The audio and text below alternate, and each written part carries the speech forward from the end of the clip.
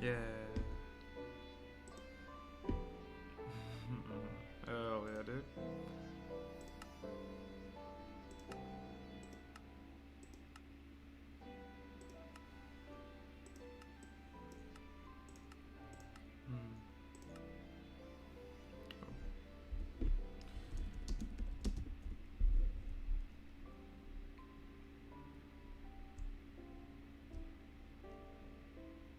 There we go. Hello, everybody.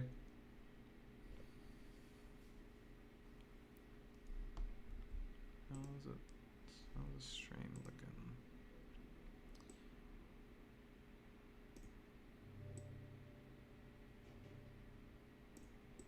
Yeah, this is looking just fine.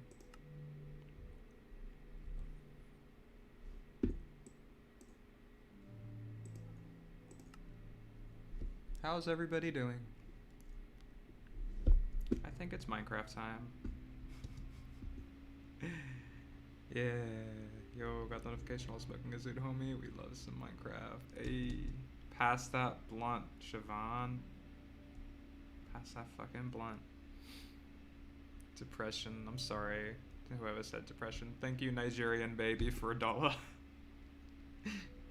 Oh no. Hope the conversion rate is okay in Nigeria and in whatever the baby economy is right now. So, oh shit. Okay, this isn't really my skin. This is, I killed a little Minecraft child and then I became him. So, hold on. Let me get back to, oh. There we go. Well, that's an uncomfortable noise. I'm sorry, stupid glasses. That was Must's man going, thank you, Rex Scrubs, for the $8. When is Minecraft? When is... Jesus. When is Confinement episode 8? You're just gonna have to be patient, fella. Or madam. Or other. Because it takes time. And sometimes a boy's just gotta play Minecraft on his day off, you know? Here you go, bro.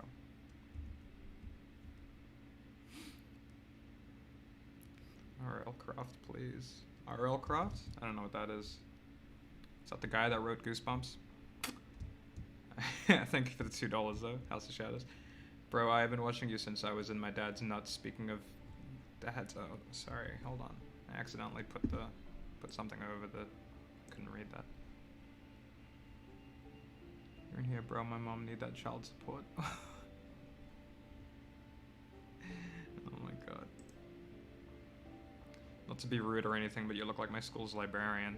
Didn't realize your school's librarian was sexy as fuck. I would like to meet your school's librarian. We could do a parent trap thing. Look at this elephant. Look at this. Look at this guy. Look at this dude. Do I have peanuts? I hope I have peanuts. Yes, peanuts. Alright, good. It's just a guess, but here you go, bro. Nope, okay. Peanut. Yeah, dude. Looks like this elephant was worshipping this obelisk. Wow. You ever seen diagonal angles like this in Minecraft? Get out of here, you fucking sinners. Can we have Peter Griffin dancing, Mr. Bong? Thank you, Alex Wazinski. Can we have Peter Griffin dancing? That's up to Peter Griffin. Oh, shit! Oh, the elephant's okay. They did this in Veep. Have any of you seen Veep? Hello, doing good? Yes, I am, Anthony DeVio. Mal, hop into the server. Oh yeah, I guess you wouldn't be able to mod. It's okay. Hold on. Let me deal with that real quick.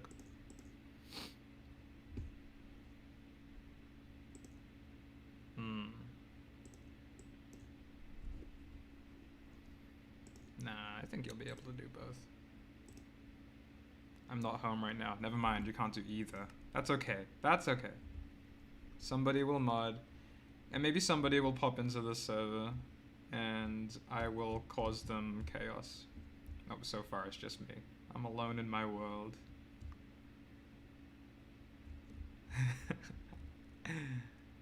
Are you from India or USA? The two countries. Not to be rude, but I meant, can we have like a gif of Sansing, Peter Griffin, Mr. Bung? I know what you mean. No, I like the monkeys. I'm gonna keep the monkeys. The orangutans. Oh, are there orangutans in this mod?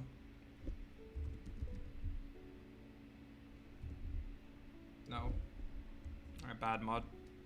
Bad mod. I can just join the server when I get home too. Hell yeah.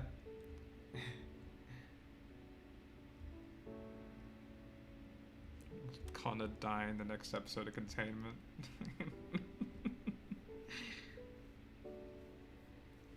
Wow. This beautiful land. What chaos will I wrought? Oh shit. We got Taser. Alright. Then sir, may we have another funny monkey, Mr. Bung. Alright. I might do that. Think about it. Let me just add image. I'll do you a solid. I'll give you a monkey and a dog. There we go. This is content.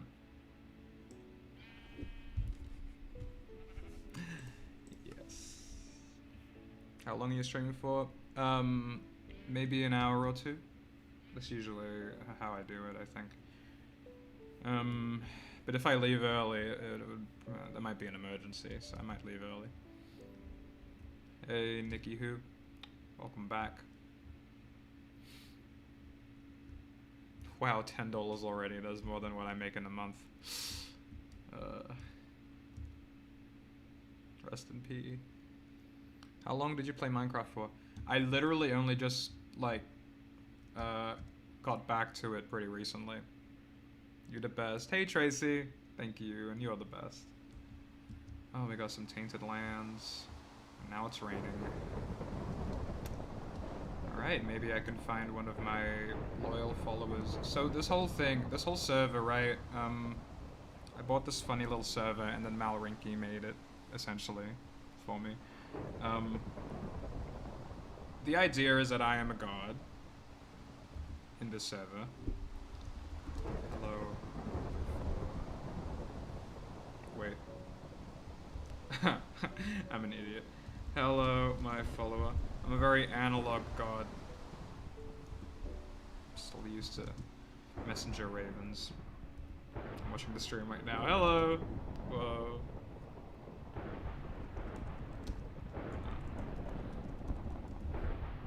Hello, my child. How you doing? Get off creative, you bitch. No, I am your dinosaur god. This is my Jurassic fart realm.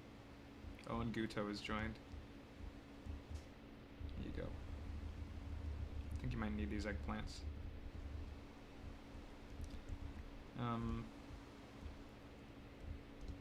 This cute little statue. I don't think this is your house. I think this is somebody else's. Don't worry, I won't blow it up. Let's see what we can have fun with. Moonwolf. I don't know what half of these are, really. I've just been sort of... That sounds fun. Gorgosian. Okay, it's gone now. Cool. Don't tell me they turn invisible. Uh-oh. 10 FPS gang rise up. Rest in peace.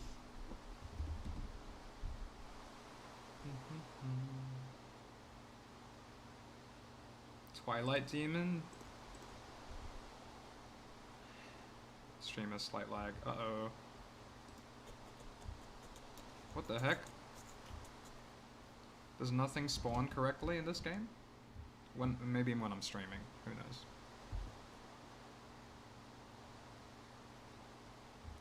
Yeah, sorry fellas, it's not an open server.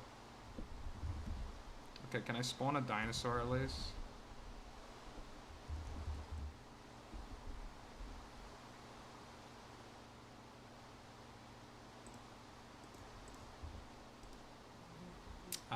Okay, there is something wrong here.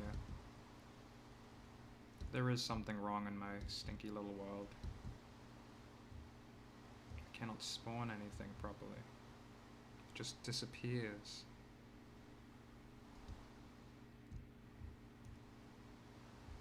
I'm calming myself by listening to the stream. People are setting fireworks off and I have PTSD. Ah, well that sucks. I'm sorry for releasing a bunch of dangerous animals near your house. Oh shit. Is it because I'm streaming that the whole game is suffering? Actually, I don't know if that makes sense.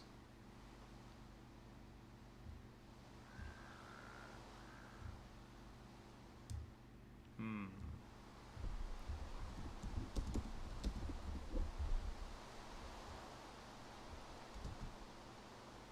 glitched since morning. Damn. Feels bad. Oh well. Let's see what we can do.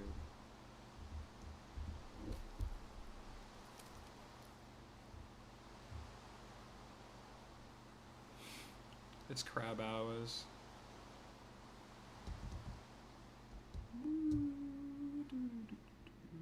Let's go and terrorize this cute little village town.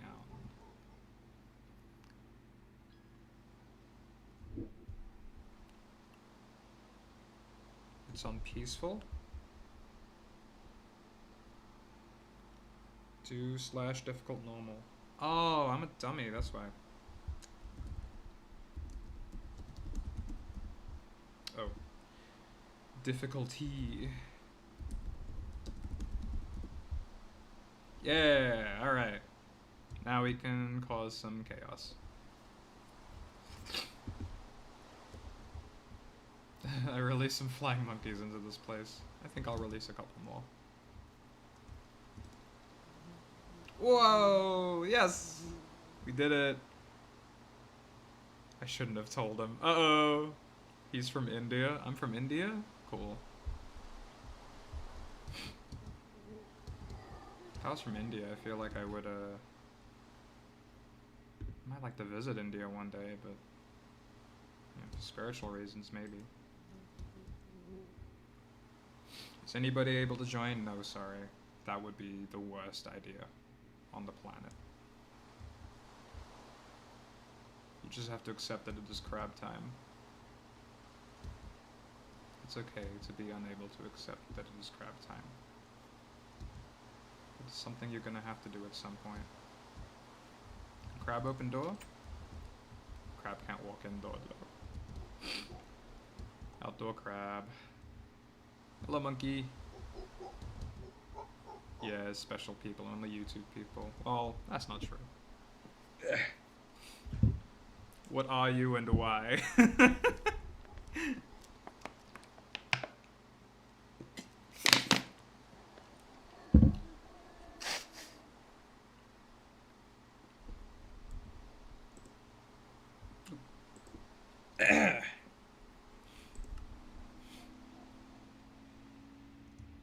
Wow. Oh no, the monkeys are attacking my pteranodon. Let's watch.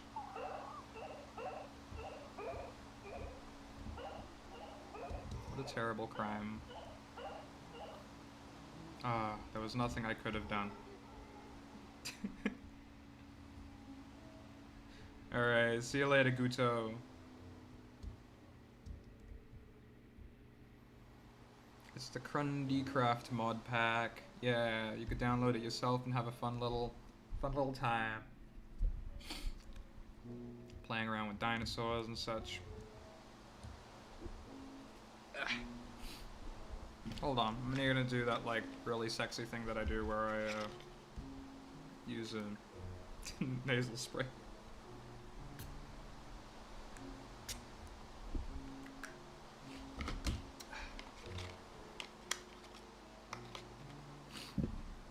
We're just having fun right now, no particular reason.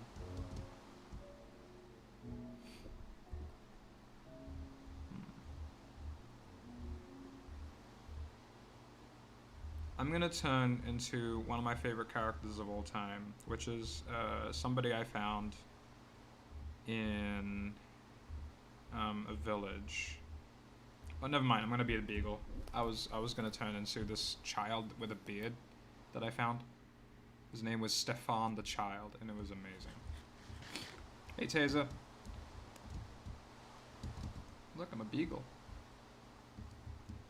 Taser the alien and his flying beagle. Oh shit, watch out for that velociraptor, bro. Ah. Where did it go? Oh, it's dead. Okay.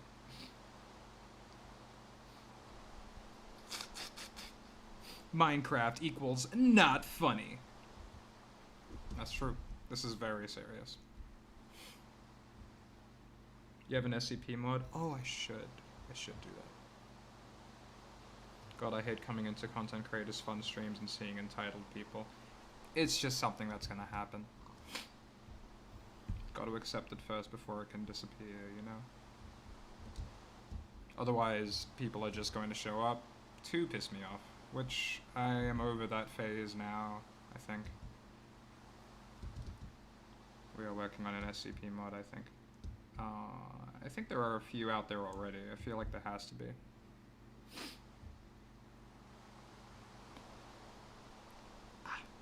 I've never seen you stream, so this is new. You really?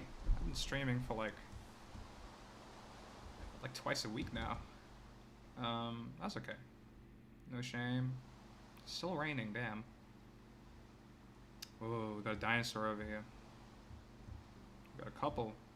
An aquatic reptile and a dino. This poor fella. Let's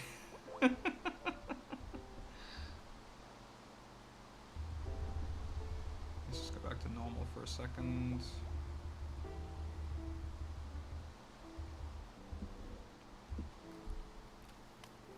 Bone cracking noises. Ugh.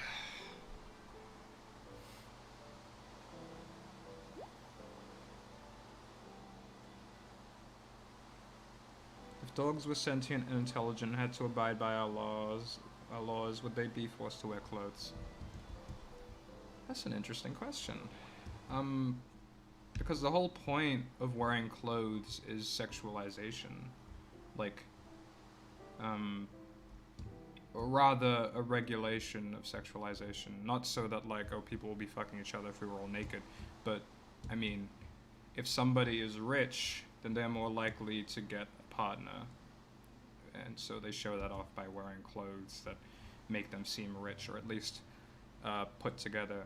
You know, like the clothes that you wear tell other people about where you're at mentally and physically, financially. So if dogs were sentient, well, if dogs were sentient, then a lot of people would be like dating dogs, I guess, because that barrier is gone. Whoa, look at that. I mean, I don't think I would date a dog, but I'd probably be friends with them. Wow.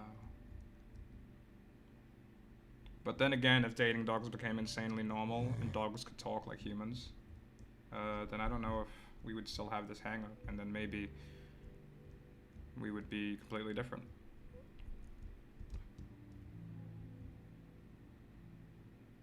Clothes are used for environmental protection.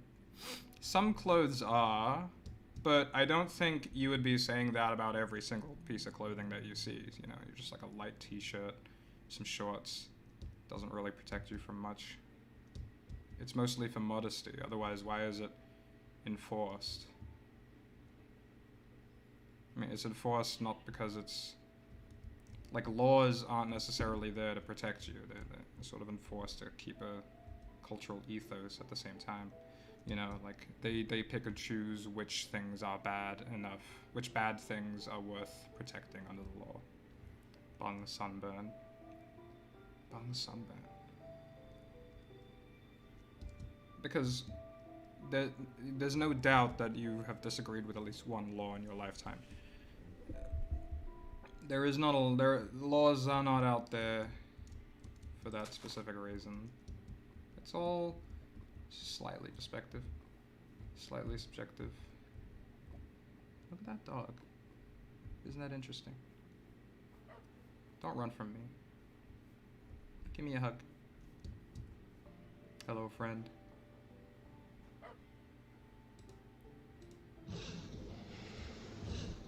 Will you eat the dog? No! I mean, actually, I don't know what I was supposed to be expecting. Of course he'd eat the fucking dog. What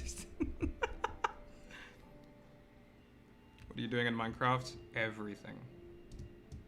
I'm just gonna be causing some chaos. Actually, where's Taser? I think I might just cause him some chaos.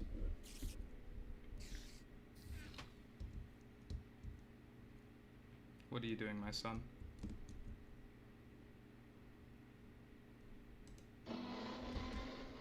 Alright, let's see how... No, dude!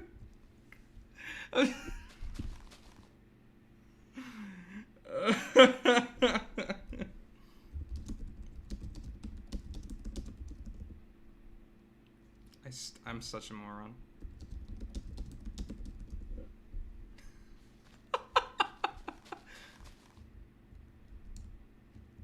Don't let the sun go down on me. There we go. Is this a server I could join? Sorry, no. This is just, that would be too much chaos.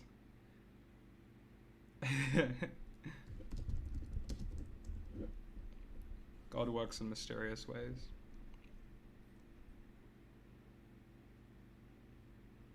I don't understand how anyone could go outside wearing an Ahego shirt. It is really, really unusual. Anger. It's okay, I'll make up for it. Got some sandwiches. Ooh. Apple jelly sandwich, interesting. Which one do you prefer, Taser? I'll get you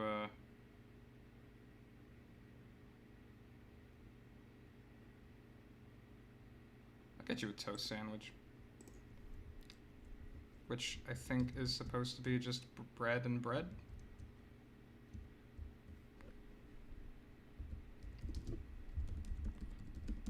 Not a toasted sandwich. That would make sense. Here you go, bro. Sorry about killing you. Never mind, I love you. See, it all worked out in the end. Whoa. Do you smoke bong? Yeah, I do. Not tobacco or anything, though. I'm a cool kid.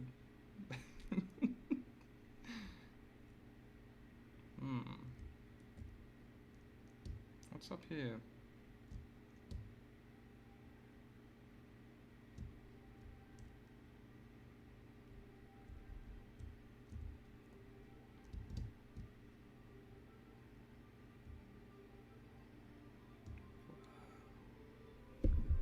Oh, there's a little village. I can make some new friends.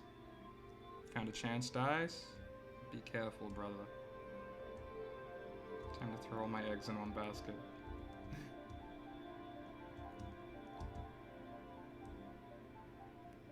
Actually has sticky keys on what a winner. This is Crundycraft.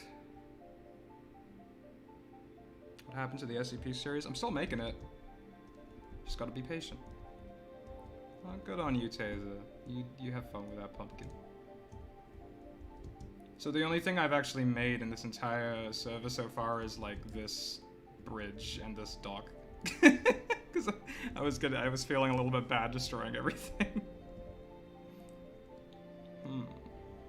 Where are the villages in this town? The villages all have like original designs in this mod. And they even give some of them tits. It's crazy. Minecraft tits. Alright. Let's see if I can spawn a raptor in here.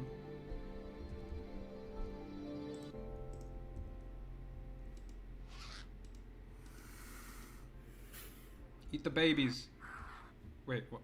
The what shit?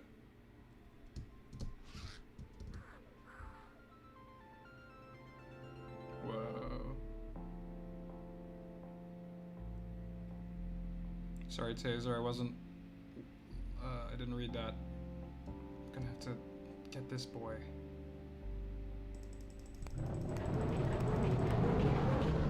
Ugh, I didn't like that noise.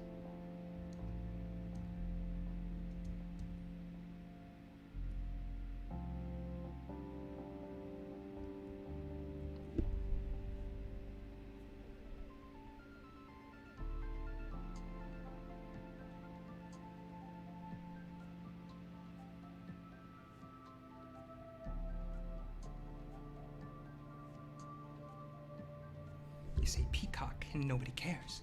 But you say poopcock and everyone loses their minds. This is the shit that I live for. Just those memes in particular. You know, it looks so great from this distance. I mean, it looks pretty good from the floor, but when you just see it like this, it's so neat. It starts to kind of look like reality a little bit. What the fuck was that voice spawn? That was the poopcock voice. Peacock poopcock Joker voice. But anyway, are there any Gravity Falls like secrets in confinement? Yeah, a little bit. Not to the... Not, well actually I don't really know what you mean, because there are a few different types of secrets they put in Gravity Falls.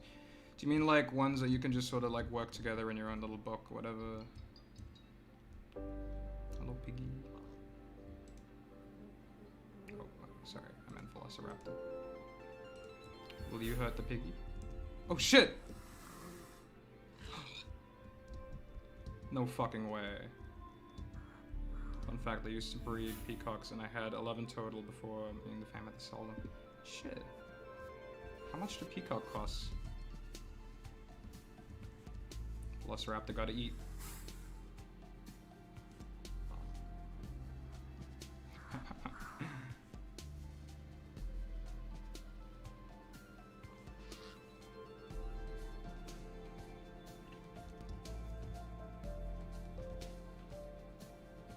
Expensive, fair enough.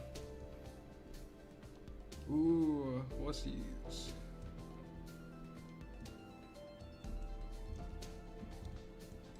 Fetch. Will he do it? Will he do it? Come on, boy. Do it, idiot. Coward.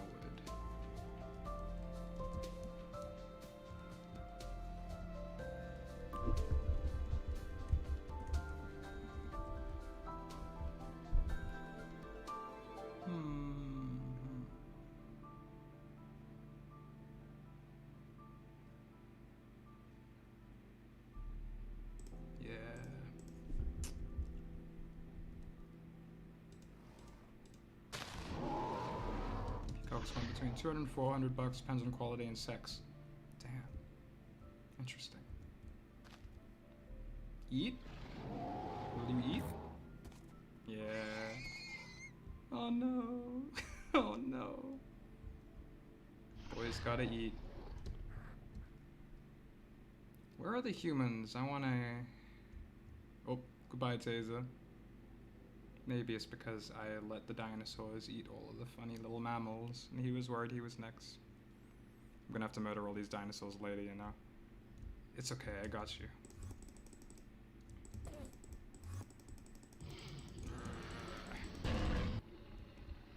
Oh, what is that noise? Oh, okay. disappointed me, my son. I'm gonna turn you into fucking fossil fuels, bro. Oh, okay. Back.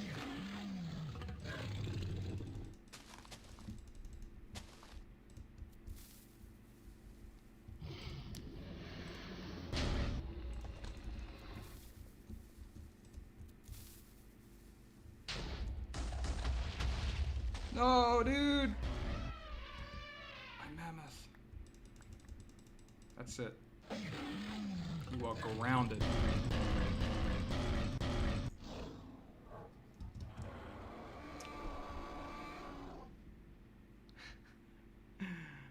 Rest in peace. I'll leave it alone and save the coots. I tried to blow up one, but it didn't actually end up blowing up. Leave these dinos though, they're just vibing. They're not causing any trouble. These ones, however. Little gremlins.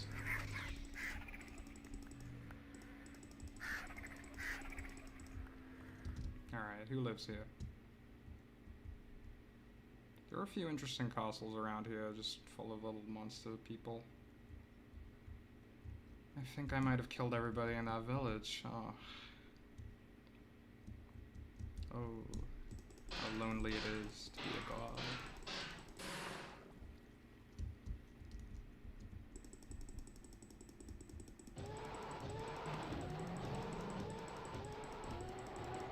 Wow. Crazy. There we go. Hello, friend.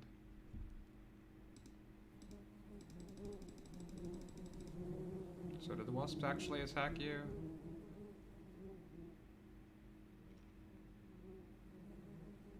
Rare twink armor skeleton?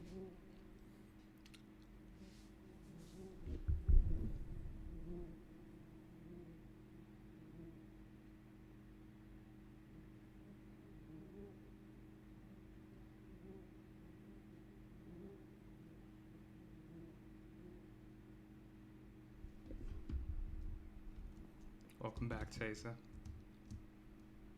On a beautiful sunset.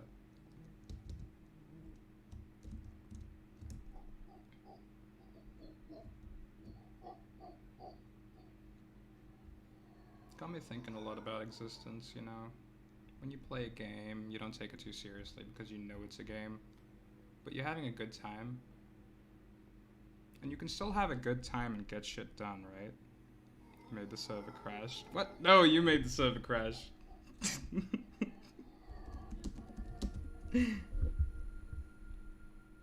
So why can't we do that with real life, you know? You made the server crash for me. I'm sorry, Taser.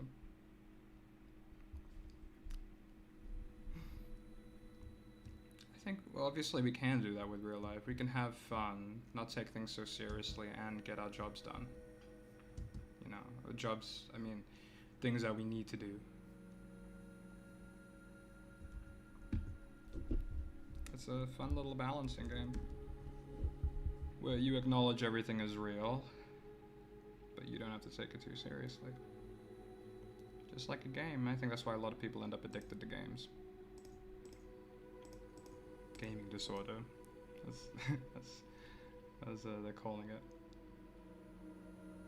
I think it's real, but I don't think people are taking away the point from it. It's that games sort of offer like a practice run for how seriously you should take life.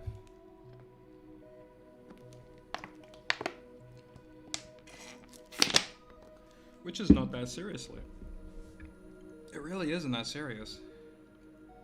You sort of come into this world without permission, so it's already kind of a joke. It's already kind of a cruel joke.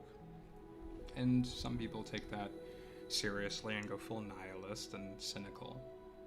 But I think, like Camus puts it, it's insanely absurd. You are constantly, not only are you constantly finding irregularities and inconsistencies and monkey and contradictions, you are actively seeking them out, especially if you're the type who likes the absurd. You're actively seeking out why the universe doesn't make sense to keep you excited about the universe. Because once you find out that there is order and beauty, sometimes you get bored of that, and so you try to look for things that blow your mind. You might get active with politics. You might try and point out why things are unfair and don't make sense. Thanks for all your awesome work, you're a G. Thank you, Nicky Who. Thanks for the $2.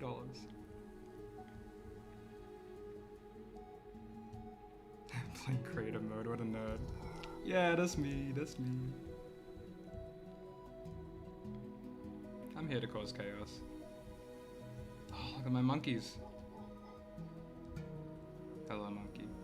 I'll be one of you. Let's see.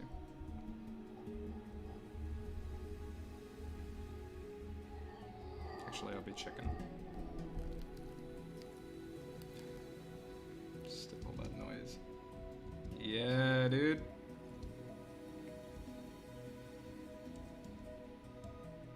But this game, and by extension this life, shouldn't really be taken that seriously. Oh, what happened to the music? Oh, I guess that was part of it. Because when we do, that's when all of the suicidal thoughts appear, you know? That's when all of the stress and the drama and people taking everything so seriously. Oh, I can't walk over here? Oh, I can. Drugs are cool. Thank you, David Huffman, for the $2. Some drugs are cool. It's contextual.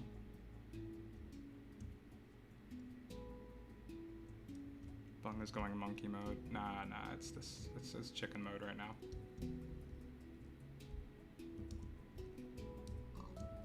Hey, bro.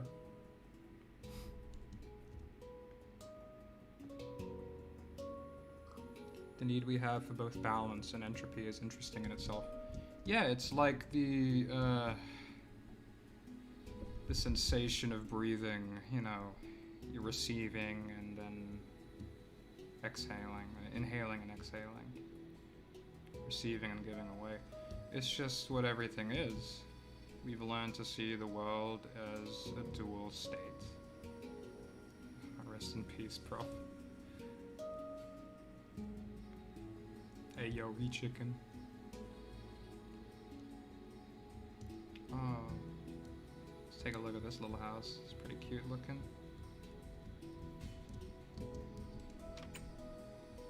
Oh, that's disappointing. The last time I was at this house, I filled it with shocks, so I was hoping it would still be there.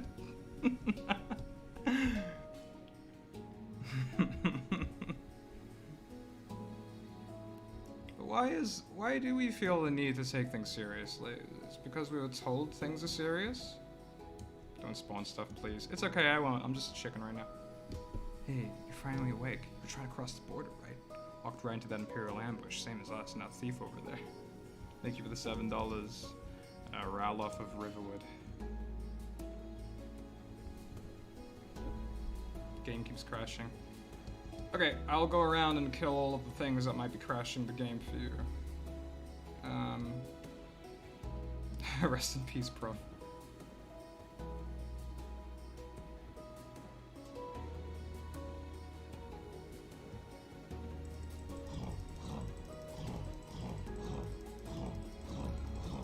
I am the new dinosaur.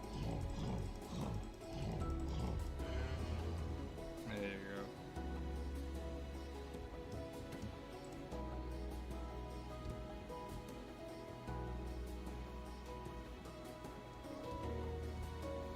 I think the best way to approach life is with grace and humor.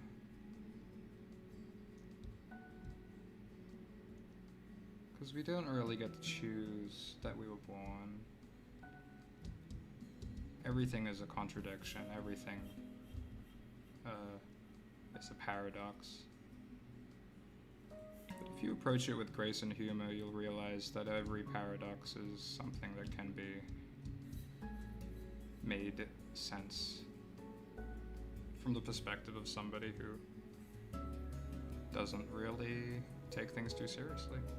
I'm not spawning anything anymore, don't worry. If anything, I'm killing everything. I'll kill these monkeys. They're a lot harder to kill because they fly. But I fly too. Where'd he go? There he is. Whoa. Okay, I didn't spawn that one. Oh, fuck! Is that his soul? What is it? Okay, I'll just let it be. Your turn. Devouring. Oh, toad. Yeah, I kind of like infested this place with toads. Kind of like what we did to Australia. Jeez, I don't like that noise. I don't like that noise at all.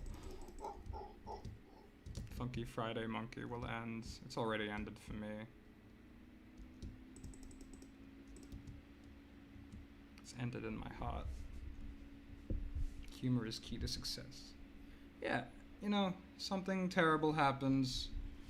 If you can laugh it off, you can laugh it off.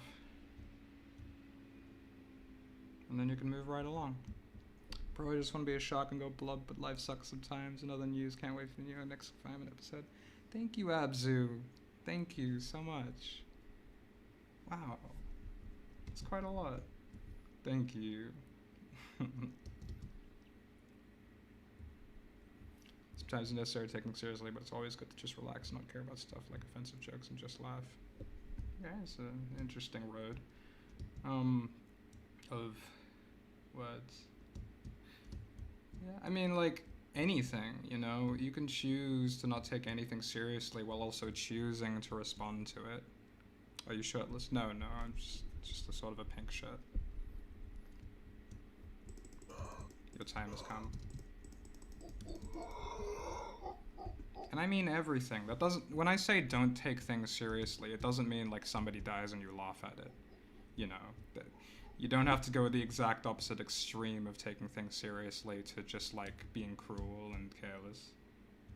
When I mean that, I mean like, you trip over, you don't go like, oh geez, that was embarrassing. Oh, hope nobody was looking. Like, you know, you just laugh it off, you know? Nobody likes a snowflake. Well, okay, I don't like that people make it seem that the only people who take things seriously are sensitive people. That, well, a certain archetype of a sensitive person, which in this case you're referring to snowflakes. Anybody who takes anything seriously is somebody who cares so much about their ego. Regardless of what it is they are complaining about, or who they are, what political alignment they are. If you get enraged at somebody who offends your ego in some way, or your archetypal beliefs, or who you're associated with, or even if it's unfair what people are doing to you, if you take it seriously, then you are playing their game.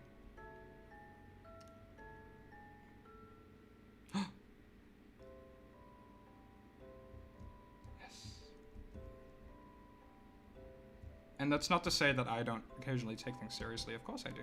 It's almost like a chronic disease everybody has. The sad vibe is spreading. What are you talking about? Hey, Mike's joined.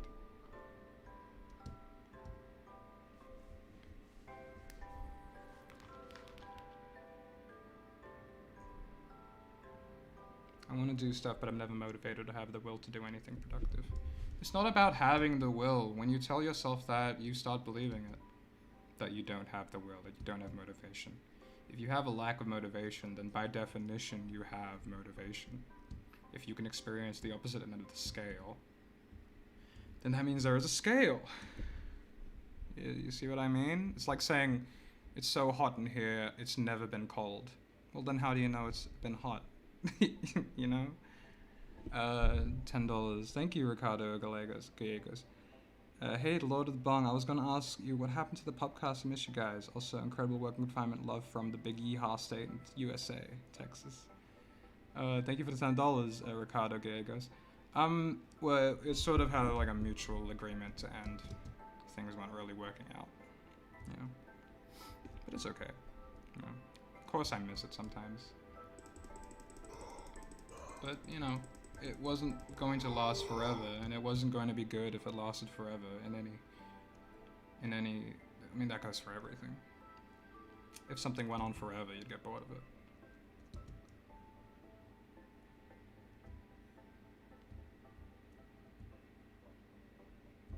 Yeah, like it's always fine to take things seriously, especially when it's necessary. But taking things seriously in excess is annoying / unnecessary. Well, it's not that it's annoying, it's that you end up suffering when you choose to take things seriously. And I do mean the word choose. I'm about to get a Minecraft boyfriend.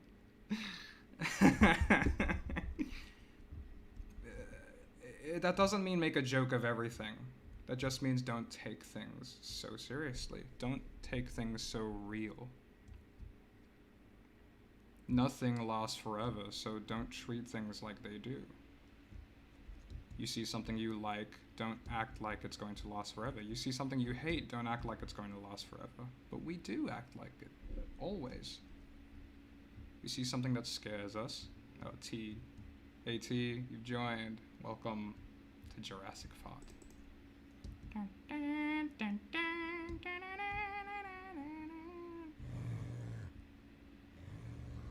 So when emotions arise, you can feel those emotions, but when I mean taking it seriously, I mean responding to those emotions in such a way where you are validating those emotions and making them real. Instead of just acknowledging that those emotions exist. Because that's all you need to do to have a healthy mind, is acknowledge when something is real.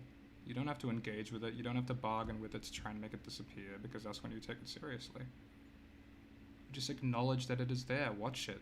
Watch as it goes by. Because you're not really in control of your emotions any more than you are the clouds, the weather, the grass growing, the shape of the mountains and the hills, the sheep's death. You can't control any of that. I mean, I could control that last bit, but you can't really, okay, but seriously, you can't control any of that. It's all just happening, and you are watching. What the bloody hell is that thing that bit my ass? There's a mountain near me that looks like a boob. I wish I could control that.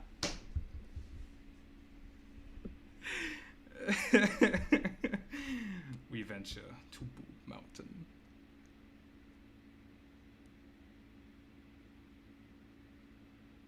Jokes are some people's ways to adapt, but it's really dark. But if it's really dark and definitely not to be funny to most people, then it usually needs to be said in private. But it really depends on who's around usually. Yeah, okay, yeah. What you're talking about is how to externalize these things. What I'm talking about is how you like whether or not you were to externalize it to begin with. It doesn't really matter.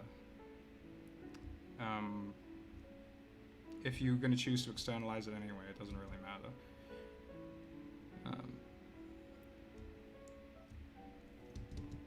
You give energy to things that you react to.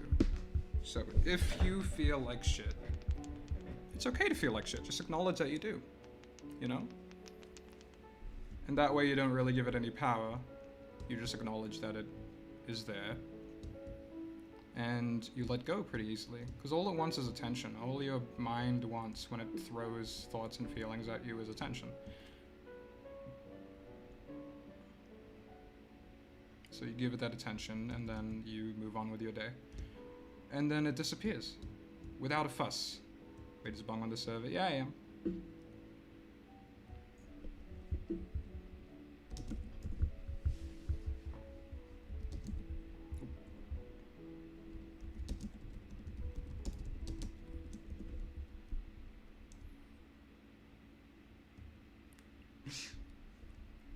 Are you the chicken god? I think I am.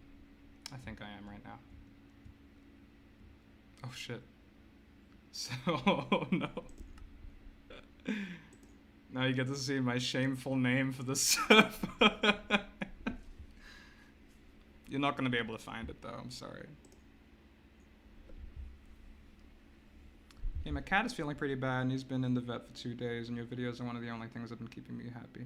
Aw, I'm sorry about that. I hope your cat gets better. Externalization is taught through institutionalization. The system wants to know how you feel to better hammer you into place.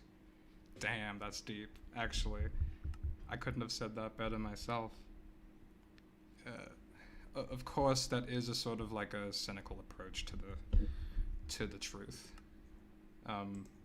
While I do think it is true, I think the way it is worded makes you feel that you are under control. Please wait before we connect. Oh, my bad. I'll just wait a moment and just read the chat.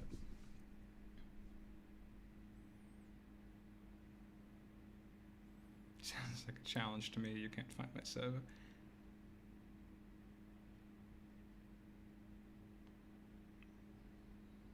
It's okay, Mal. It doesn't matter. I could just talk to the chat. Do you have any thoughts about Vouch? Vouch? I don't know who Vouch is. Sorry. What's your opinion on parasocial relationships? Well, I can't really control whether or not somebody feels a parasocial relationship. For me, I don't know if I've ever experienced a parasocial relationship. Is that strictly that you are a fan, or is that like you think that you're friends with somebody when they don't talk to you, but because they're just like a fan? I mean, because they're just like a fan to this person. I think it might be that second one. Maybe I might have to look up a proper definition of it. Social relationship. Okay. Psychological relationship experienced by an audience and then mediated encounters, performance in the mass media, particularly on television. Okay, I see. Well, it is a thing that exists in reality. I think that's pretty clear. My opinion on it, I don't think I've had too many people. I mean, I have a lot of people talk to me as if we were supposed to be friends, but that is something that is quite normal to me. You know, like people telling me what to do on stream, for example. Like as if what they're saying. Oh, 1 second.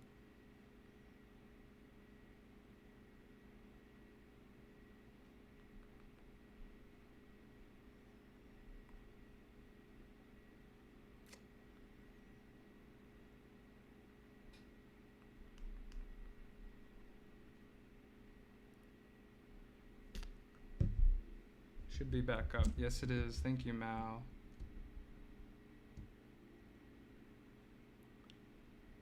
She's feeling friendship despite the fact it's a one-way dialogue. I see. Well, it's up to the person to realize that they're in a parasocial relationship. It's not really up to me. I can't tell them.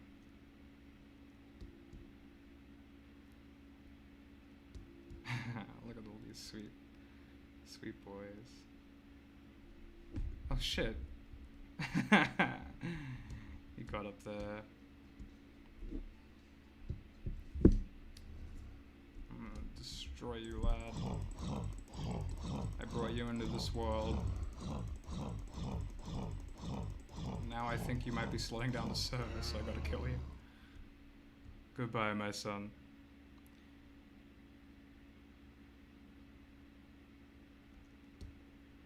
I dare not speak on an equal basis with you, my God. Please forgive our insults. I think a lot of that is the same with what I was talking about earlier with not taking things so seriously. If you take a relationship on the internet so seriously to the point where you think that somebody you watch is best friends with you, then that is taking something too seriously, and that might be something that people don't think about when I'm talk. It seems to be not a thing people have brought up while I've been talking about this subject, is all of these many, many, many different ways that people take things seriously.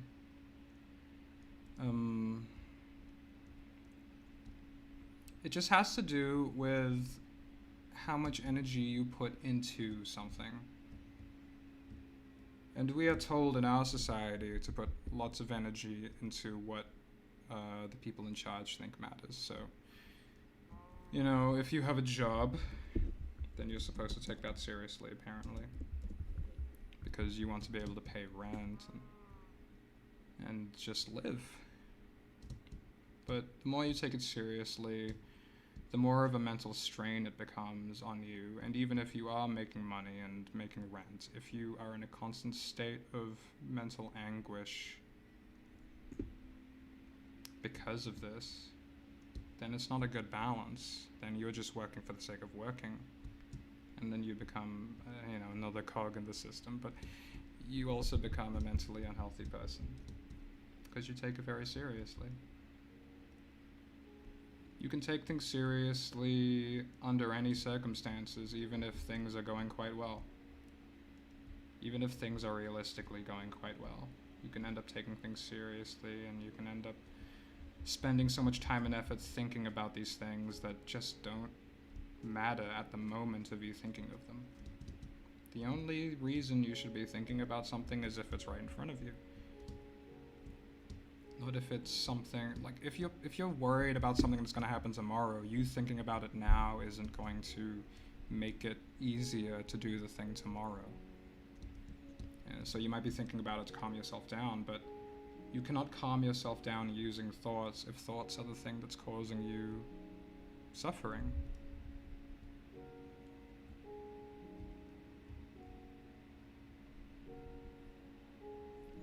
Generalization is the main aspect of law. Chaos ionizes the individual. Chaos can focus on you. Law just growls menacingly on the way past. You can't concentrate on the single individual for long. It's true.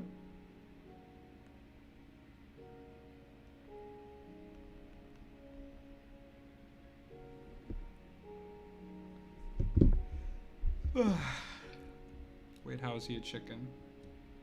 Wouldn't you like to know?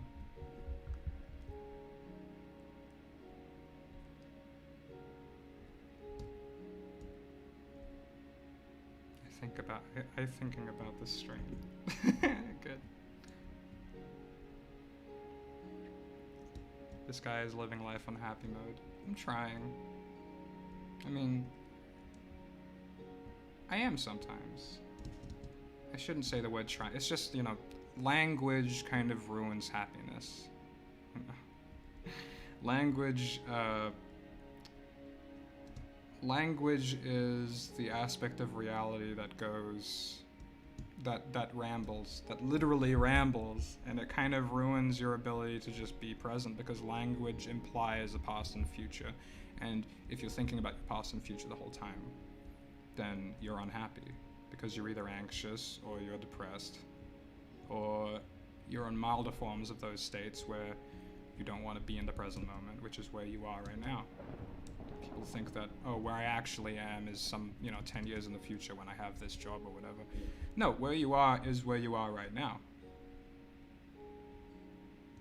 And if you can't accept where you are right now, then you won't ever be able to get anywhere in the future. You went up in flames. Rest in peace, angry Englishman. Angry Englishman went up in flames. It's like Guy Fawkes just dies. Was he English or was he French? I can't remember.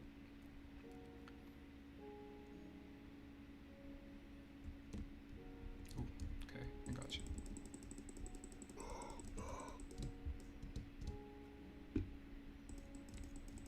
And now, let's be clear. When I say don't take things seriously, that doesn't mean don't be emotional. Having emotions is completely normal and out of your control. Taking things seriously is when the emotion happens and then you act upon those emotions because you just want those emotions to go away. So, like, let's say you get angry at somebody. You can get as angry as you want, but if you don't hurt them, then you didn't take them seriously. If you don't hurt somebody because you're angry, you know, you could get angry. You can have like a mini explosion inside your body, and then you might even have a cry, and that's fine. You know, it's only serious if you externalize it into the world and hurt people and try and control people because you're trying to get rid of those emotions. That's what taking seriously is to me. Is when you're trying to get rid of your emotions because they exist, because they appear.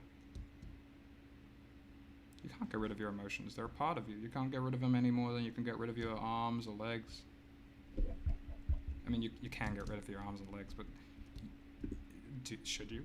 I mean, unless you got like some actual medical reason to, you know, there's all of these little semantics that can pop in, but you understand my point. Just because something undesirable is happening inside you emotionally, it doesn't mean you should tear it out or pretend that it doesn't exist. I'll join in 30 minutes. Okay. Take my legs, bum. Take my legs. Take my whole heart too. You can get rid of emotion. You cannot get rid of emotion, but you can slow and calm your emotions. ATE. Hey bro, what's up? He probably doesn't even know I'm the chicken.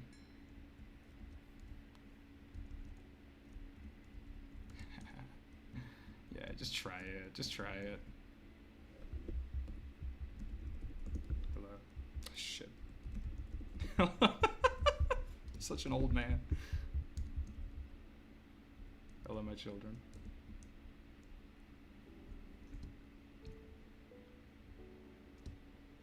I've colonized your steak.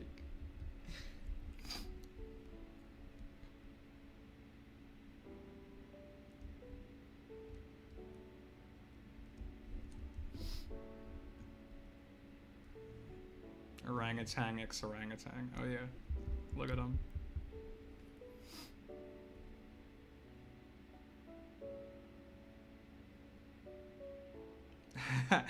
Getting rid of emotions and suppressing them is not healthy. Look at Anakin. He a legless boy now.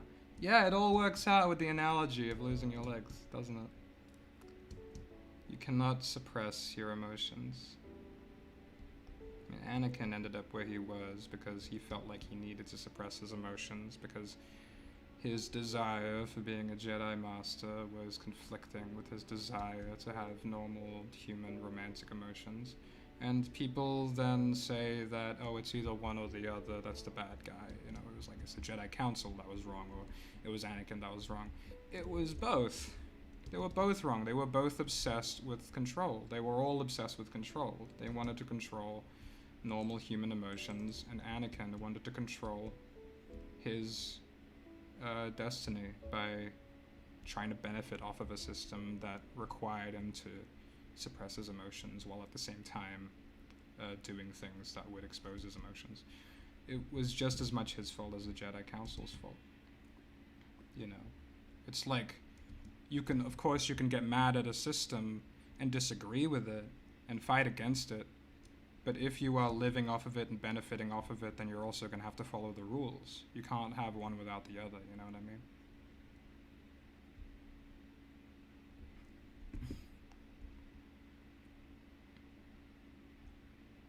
Would you rather fight Conor McGregor or Mike Tyson?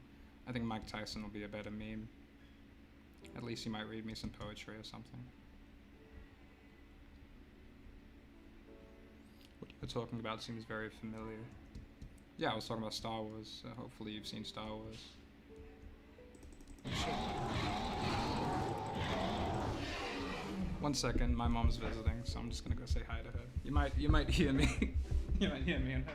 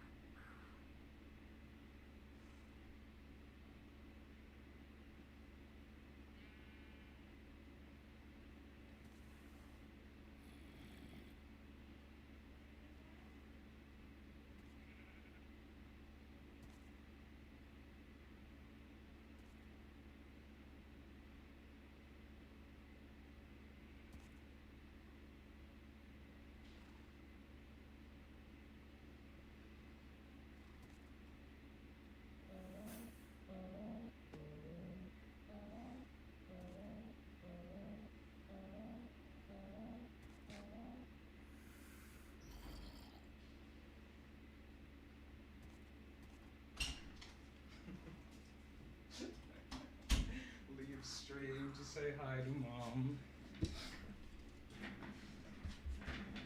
I mean, it's important that if you love your mother, you should love your mother.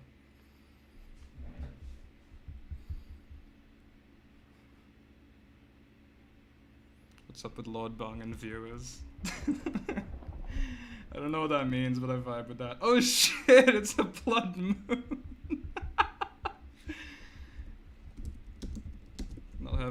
Not accepting that. That's right, little monsters. Get out of here. Wow, Cyclops. Yum yum yum. Do you think escapism alienates us from reality and just lulls you into a state of passivity and numbness? Escapism in moderation is okay, but it's getting more excessive recently. Yeah, I think you pretty much summed it up. Rest in peace, Mike. Yeah, escapism can do that, but so can anything. You know, what did the Buddhists call it? Maya, Sanskrit word for the addiction to reality. Anything in reality you can think of, hypothetically, you can get addicted to. And, I mean, if you live in the West, or if you live in any sort of society that requires you to think a certain way and act a certain way, they will tell you, and you'll be able to tell that, like, oh, I could be addicted to this, though, right? Because this thing is healthy. Or I could be addicted to this because this gets me there, or this blah, blah, blah. Anything. You can get addicted to anything. And anything can potentially ruin your life. Anything can cause suffering. Any single thing on this planet.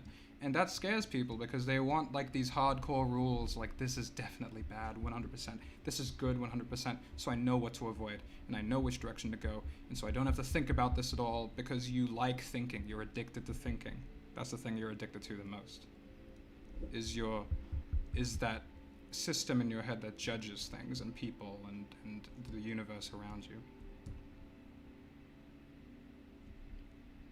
Because that is the most thing. That's where things come from, is the mind. Because if we weren't thinking all the time, then there won't be objects, there won't be things. There would just be reality.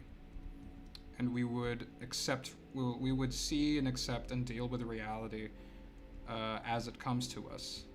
As we should, as we have for thousands of years. You know?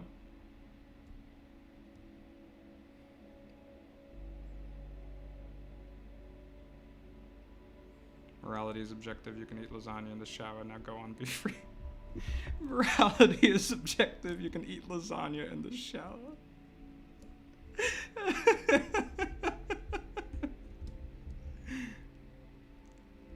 Bro, you're starting to sound like Sam Harris here. How? What about me as Sam Harris?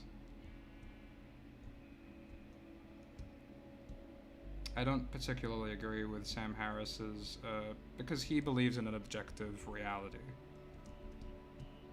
He believes that science is the way that you can determine morality. Except it isn't. Morality is completely subjective.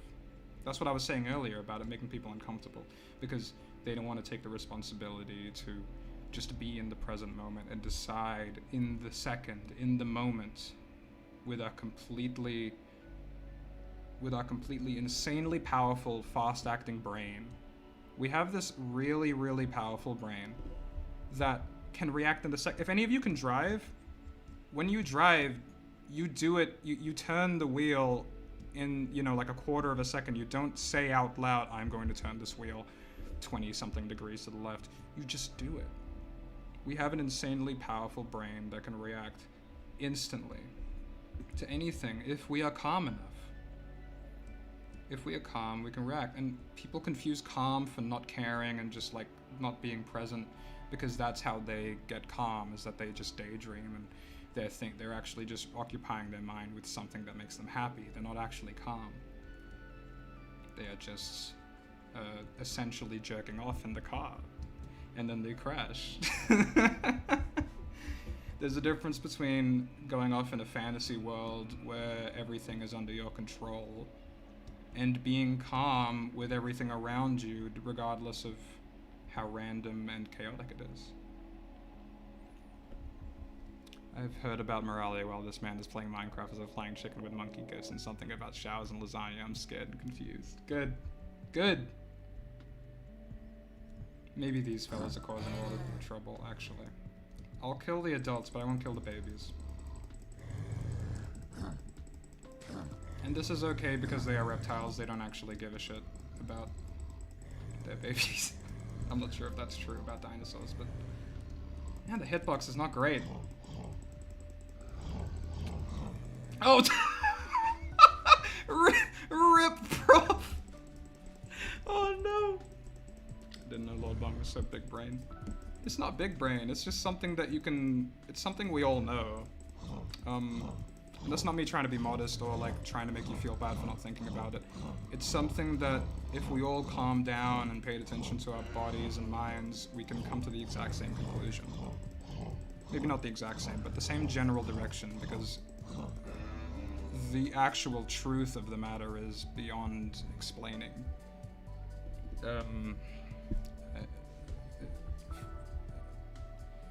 A Zen master would say that it is... that's the answer. Yummy. Thank you, my son. You have fed me well. But there is still science behind someone's morals, even if they are subjective.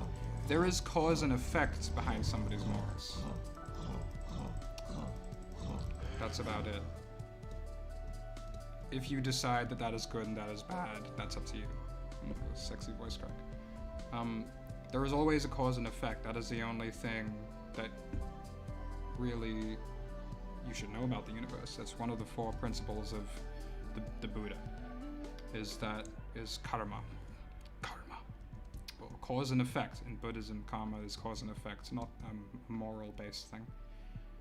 In Hinduism, it's a moral-based thing, but in Buddhism, it is simply cause and effect, because by attaching moral value to objects in the universe, it kind of defeats the purpose of subjective reality. So, like, if you want something, you have to acknowledge first that you want things in the universe. And if you want something, let's take Anakin again as an example. If you want something... He wanted 2 things that were completely contradictory, and that causes suffering. Especially since they were so very dearly close to him. Now, how do you reconcile that? Well, you're going to have to find out what you actually want behind those things. Behind Anakin's horniness, and behind Anakin's need for,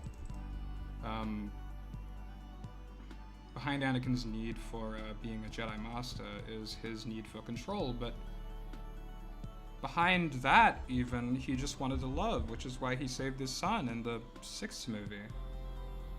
You know, like, that's why he gave up everything to save his son for the 6th movie, because he lost everything. After he lost his wife, after he lost his chance to be a Jedi Master, he became the most powerful Sith, second most powerful Sith in the universe. And even then, he didn't want to become the most powerful after that, because he didn't have anything more to lose. He surrendered. He surrendered everything, and he saved his son. He sacrificed all of that to save his son, because deep down behind all of the power hungriness and all of the horniness was his love. His decent human being love. And we all have that. Behind everything that we desire is just simply the sensation of love. We only love people because of that feeling of love. And then we attach it to the person and say, well, I can't live without this person.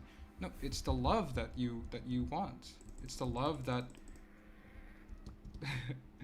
that drives you. All you want to do is love. And so many people go around this world attaching love to objects or people and trying to collect it like fucking Pokemon. It's not really like that.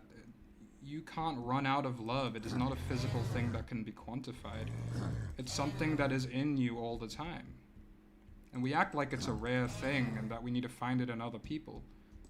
It's not. It's in you.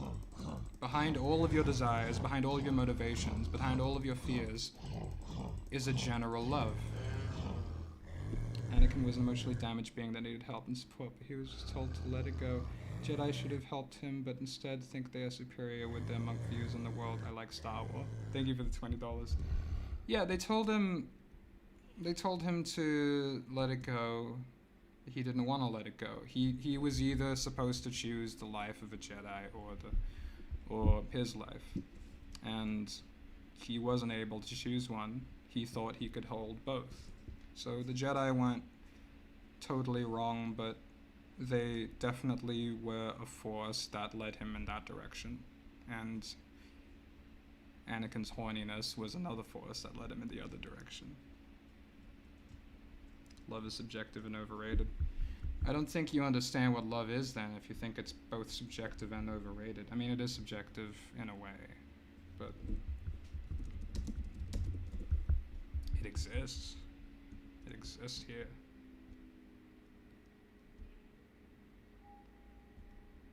Love without expectation is real. That's how we learn to interact without attempting to force control over others. Exactly. You know, like you have people, you might have parents who say like, I love you unconditionally. But then they might try and stop you from doing things. From doing things that aren't exactly harming anyone.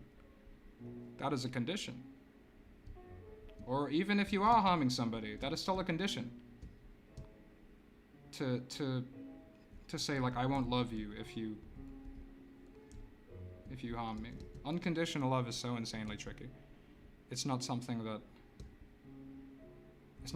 people can really do easily. But let me tell you a story. Oh, hold on, I need to call this Smilodon. There was a story about a monk. There was a story about this war general that invaded a Buddhist country, and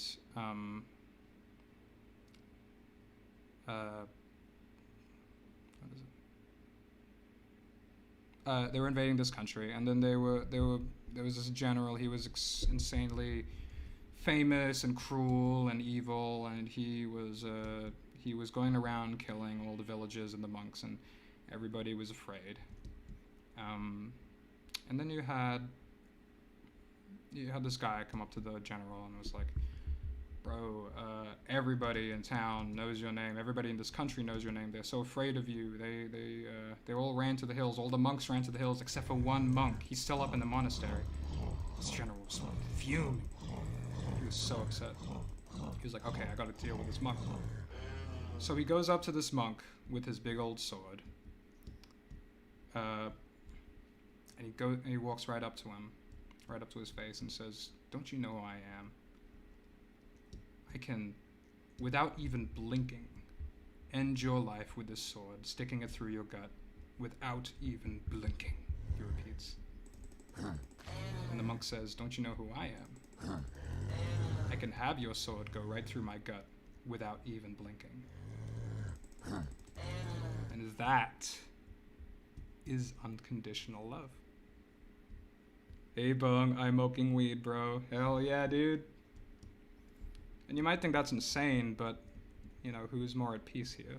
You know, you judging this, like, 1,000-year-old parable, or that monk who got stabbed in the gut and didn't even blink an eye.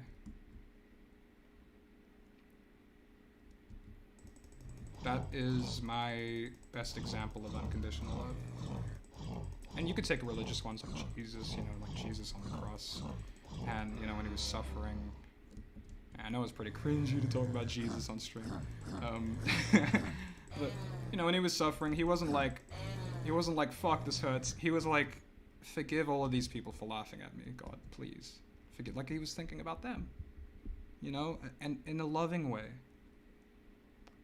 Isn't that insane? Isn't that fucking insane? And of course we say like, yeah, of course we should love people. We should all love each other in society. No, we have such conditioned love. It's so normal. You say, you love me if you give me attention. I even felt this way when I was hanging out with my friend's baby. I was like, hey, and then the baby wouldn't look at me and be like, what the fuck? Like, that's such a conditioned love. Is like I was saying hey because I wanted the baby to look at me and say hey back or something. I wasn't just saying hey to be pleasant and nice. When I realized that, I was like, oh, isn't that funny? How conditioned my kindness was, how conditioned my love was. Like, I wave to you, you wave back to me. That's the rules. Like, no, it's not. If you want to do something nice for somebody, you shouldn't at all be expecting anything nice in return. And that is true love. That is true kindness.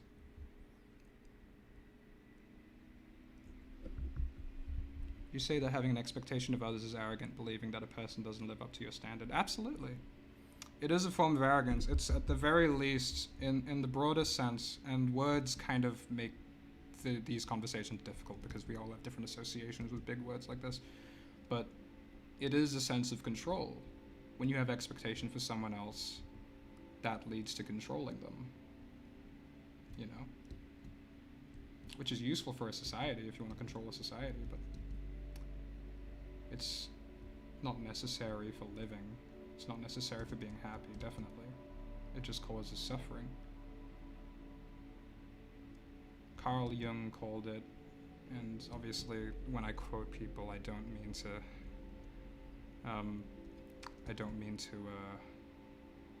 say that every single thing that this person has ever said is absolutely 100% true. When I quote people, it's just because I want to seem cultured in front of you, but also because these are people who had very interesting lives and stories. Carl Jung was talking about the civil war between inside of us all the time, and how you as a therapist, for example, you as a psychologist cannot help somebody if you are warring within yourself as well, because you are then judging the person in front of you. Because your model for what a body is would be there are good things in you and there are bad things in you, and the goal is to suppress or remove or destroy the bad things. If you have that model inside your own body, then that's how you're going to project it onto other people. And you're just going to be in this neurotic state of hating yourself because there are parts of you that exist that you wish you didn't. The first step is to accept it, and then it'll go away. It'll go away, or maybe it won't go away, but either way, you've accepted it, so it's a win-win, you know? For some, pair bonding is a statement of sexual exclusivity. That trope was stronger in times gone by. Today we have hentai, less messy, less fulfilling, less stressful overall. Yeah. Today we have hentai. It's actually illegal in my country right now.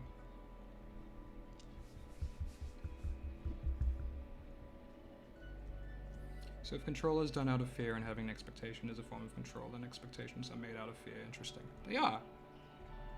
Because if you can't accept the future, that's when you create expectations. That's when we start using our brain for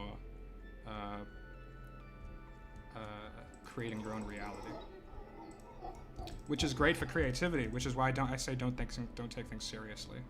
I try to only use my brain for creativity. And for practical dangers, like, oh, I need to do this tax or whatever, which doesn't take too long. And of course my mind wanders off and then I get stressed out and I think of all these different things. That's completely normal. There's no wrong way or right way to living life. You just have to understand the cause and effect of it all. So, for example, if I'm stressing about something, then I have to accept the cause and effect of that stress. It's just going to cause me suffering, and then maybe I'll end up fucking up whatever it was I was doing because my mind is cluttered and I'm anxious, or I have high expectations for myself, and then I feel bad about myself because I don't live up to those expectations. That's the cause and effect of having high expectations.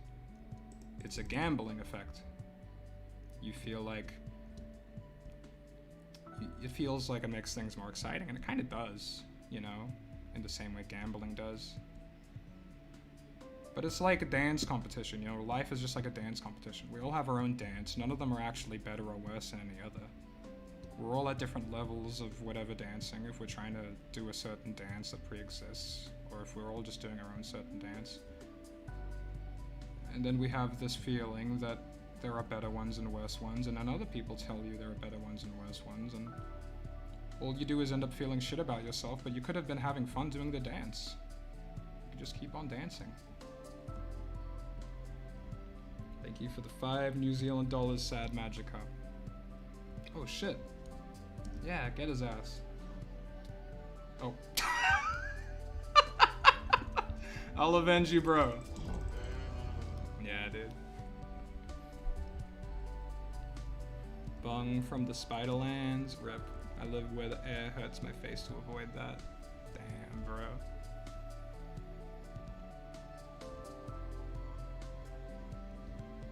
Motherfuckers really made hentai illegal. Yeah. I accentuate my creative time. I stay artistically relevant despite my advanced age. Ah. Well, there you go. That's the way to go. You should absolutely spend your time being creative. And I find that I become more creative the less that I think. Because my mind isn't so clogged up with the habit of thinking, you know? Like, if you habitually think so often, then the sensation of being silent enough to spawn the chaos that is creativity becomes a lot harder to happen because there is no silence. And you kind of need to have that silence to spawn creativity, you know? It's like why some artists just stare at a big blank wall or a blank page for a while, and that's what spawns the creativity. It's because there's nothing there. And so your mind gets bored and anxious and starts throwing things at it. But if your mind is filled with nothing but all of those habits, those negative habits of thinking in these radical ways, then that's all that's going to be in your head 24/7. What you spend is what you gain. And if you're spending negative energy, that's all you're going to gain. That's all you're going to see in the world. And that's the main principle of magic, Hermetic magic, which is the same as Buddhism and a certain type of yoga, I can't remember. But and mindfulness is that where you direct your energy towards is what you are going to be attuned to. So if you are a person that goes around helping people, then you are going to see everything as help to you. If all you do is help people, then anything you see in the universe is going to be translated to you as help, even if it wasn't intended to be help. And that just makes you a constructive, healthy person, because you are learning from the world. Jeez. This music makes me feel like I'm one of those those videos on YouTube of like a philosopher talking and somebody's put like chill step or synthwave over it. I'm just a fucking dude on the internet. I'm just vibing.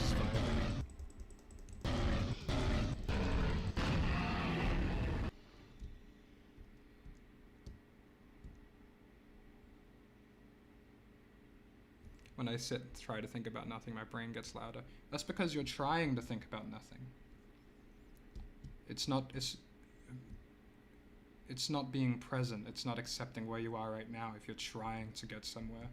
You can't try to think about nothing. You can just simply do it on a gentle level. When you do things instead of trying things, you are doing them at the pace that the universe works. So, let's say I would like to clear my mind, or I would like to calm down. Then if you aren't desperately trying to get to a place, then you don't have any, you don't feel like there's time to, you don't feel like you're wasting time. You feel like it doesn't matter how long it takes. So you do it slowly. You do it very slowly, you do it gently, you do it with compassion and understanding and forgiveness.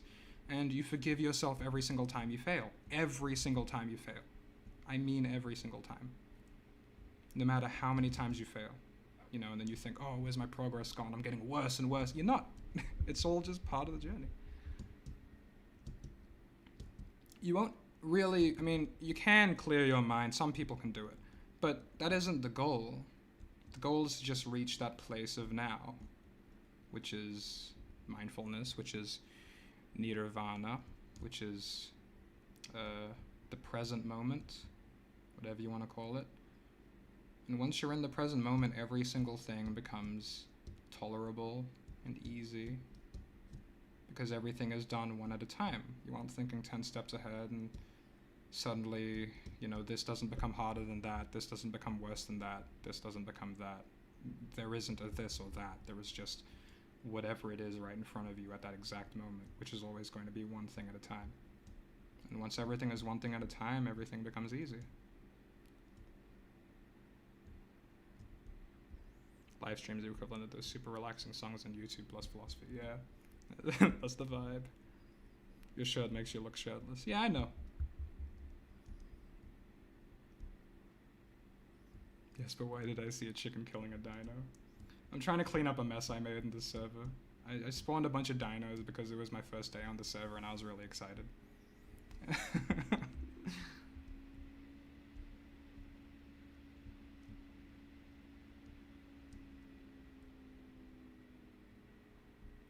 When I try to blank my brain, I'm able to for like 20 seconds before thinking about how my brain's blank. Yeah, exactly. You can't try to blank your brain. You can't try to empty your mind. You can slowly, over a very long period of time, get there, but it doesn't require trying, because trying is contradictory to being. There is being and there is trying. If you are being, then you are not trying. If you are trying, then you are not being. Being is the forever state. You can always get to being. And you might get to being so often that at some point in the future, that is just like your regular state, because you've managed to dedicate so much time to just being. But you can be right now. You can be any time.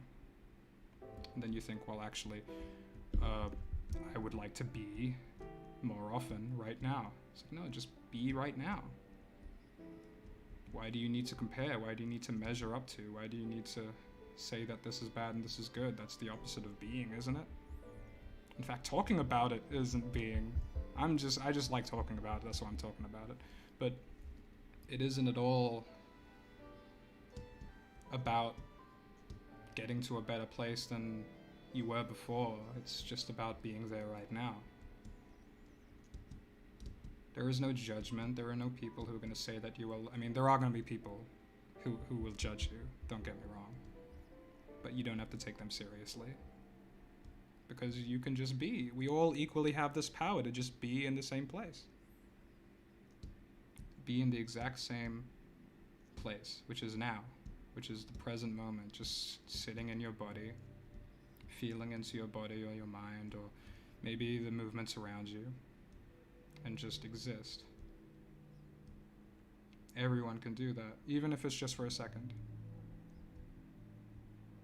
And if you forgive yourself enough, if you love yourself enough, if you have enough respect and compassion for yourself, then of course it'll be easier to be in there longer, because you can simply forgive yourself every time you fuck up being in the present moment. And the more you can forgive yourself, the more you can accept yourself. And I think that's something people have a hard time doing, because we live in such a stressful society that says you must get this job done or else you're worthless. You must get from this part of university to this part of university. You must graduate. You know, it's like just putting Alan Watts puts it as just putting a little baby at the end of a hallway called kindergarten and saying, okay, now come to the other end of the hallway, we're first graders, good job, and then you're there, now come to the end of that hallway. You're taught from childbirth that you are not good enough where you are right now. You know? It's insane. It's like, well, at childbirth you are like loved because you're just a little baby. But then as you get older, when you start learning things, you get told that you're not good enough now, and that you have to keep going at the end of these crazy long hallways that society built you. And eventually you get to the end of that hallway at 40 years old, and you're, you have like a 401k, you have a sustainable job and a family, and you wake up in the middle of the night and you're balding and you're just like, ah, I've made it. And I still feel like shit because the momentum of my life has always been that I'm not good enough. You know? Remember you said you broke your butt. How's that doing? It's going pretty good. It's good now. Oh, people talking about communism or something in the chat. Alright, you're allowed to do that if you want. Just try and be civil about it. This has been a great Minecraft therapy session. Yeah, that's how I get you, you know. You're looking at Minecraft and you're listening to me. The music goes in and it really gets you.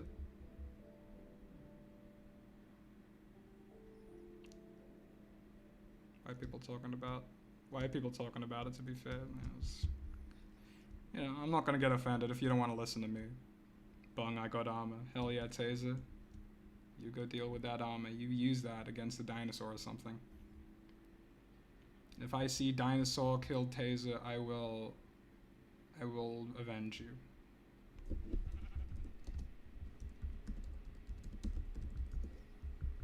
Whoa. There you go. Chicken just flew out of your ass. I broke my leg in March. Oh shit. I'm sorry. Sorry to hear that, Caboose. Bong, am I cool? Yeah. True. You're cool. Frickin' anarchism time. Yeah.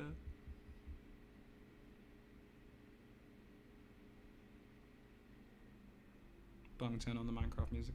It is on. It just comes in every now and then. It's not like a consistent thing.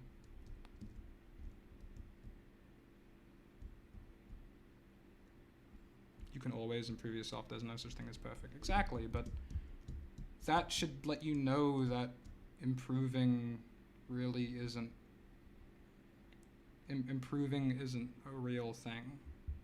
You were just changing. There's no really is no such thing as improving. It's just in changing. Improving is very contextual and subjective. You know, you can try and change into something that to someone is a good thing, but to someone else is not such a good thing. If you want to live longer, for example, for whatever reason, if you want to live longer in this world, then maybe you might want to change your health in a way that makes you live longer. Does that necessarily mean you'll have a better life? Not really. It just means you'll have a longer life. I mean, it's just grammatical. These are all just grammatical things. These are all just words. And we take these words so seriously. We identify with the words so much because that's how we communicate to other people. We don't care about what these words necessarily mean to us to a particular degree. Let it be night for a second. I want to set my spawn point. Oh, okay.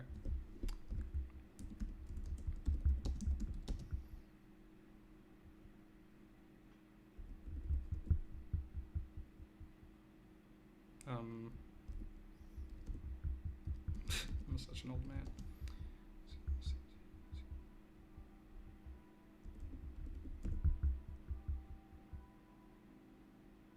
Is this not? Please. No. Okay. We'll just have to wait for it to turn nighttime. Master of Psychology. I'm not a master of psychology, but thank you. I started to seriously appreciate some of your jokes, like you start to sound like those greedy tribes from the self-serve area. Yeah, thank you. I really like that one.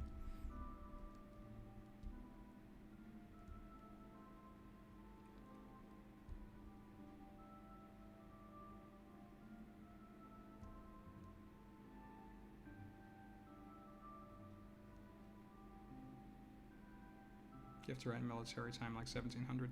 That's what I thought I did with 20,000, but am I supposed to put in the colon? Put in 20,000, I thought that would be 8 o'clock at night. That's supposed to be 8 o'clock at night, isn't it?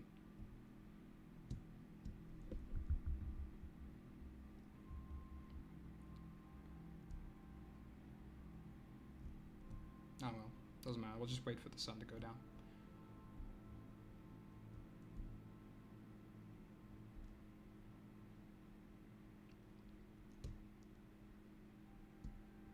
So then what is the point of anything? There is no point. And that sounds cynical if you are looking at it from the perspective of there being a point is automatically a good thing. Like, if you already assume that there needs to be a point, then of course that's going to sound cynical. But that has nothing to do with whether or not it's a good thing. That's just your perspective of what a good and a bad thing is. There doesn't have to be a point. You know? If you think there needs to be a point, if you are emotionally invested in there needing to be a point, then that is your problem.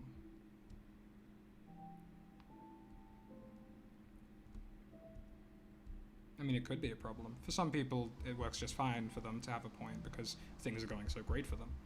You know, if you're benefiting off of this system, for example, then you are probably okay with the idea of there being a point. Or maybe you're okay with there being no point.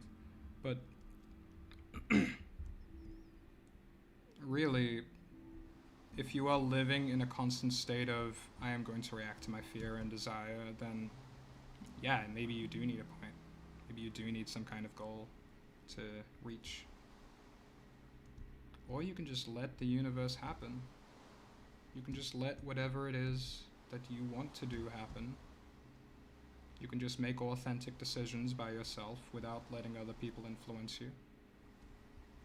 And then you can just be totally accepting of everything that happens to you, no matter how bad it gets. I mean, I think that's a life that you're awake for.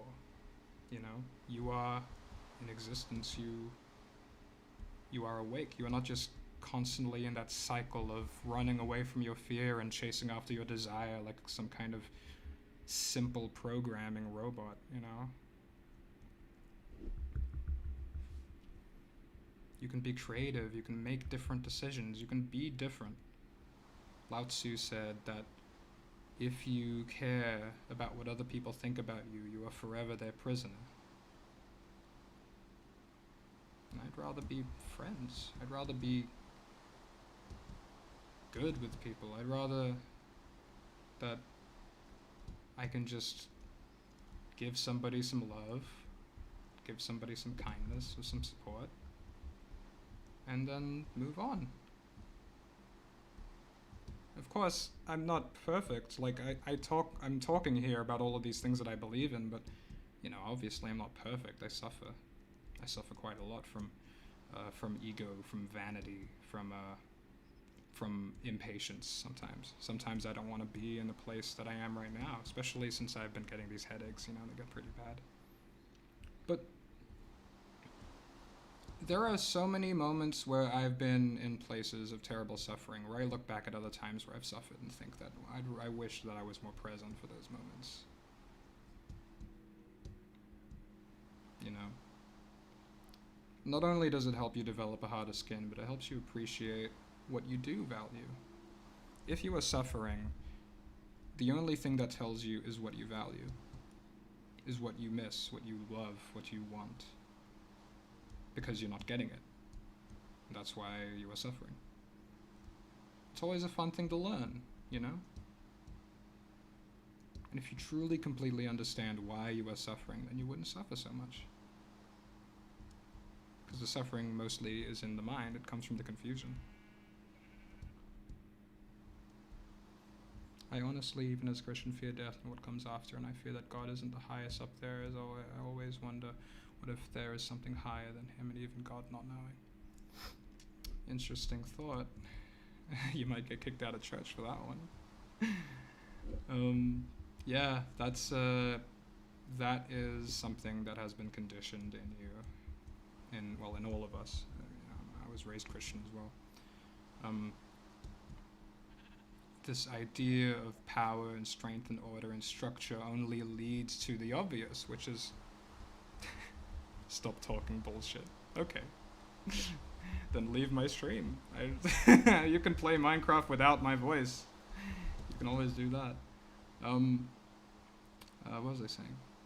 Yeah, I mean, when you introduce hierarchies to somebody who has a creative mind, like yourself, Bentley, then it'll become clear to you that the hierarchy is not real. Because then who's on top of that, and who's on top of that, who's on top of that?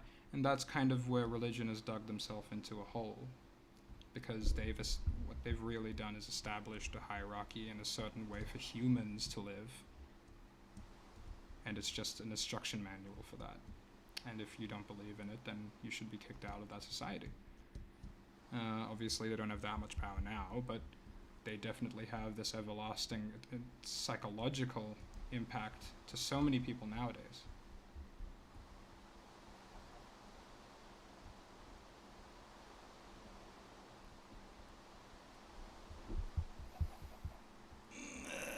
Shut off stream? No, it's just similar to my skin.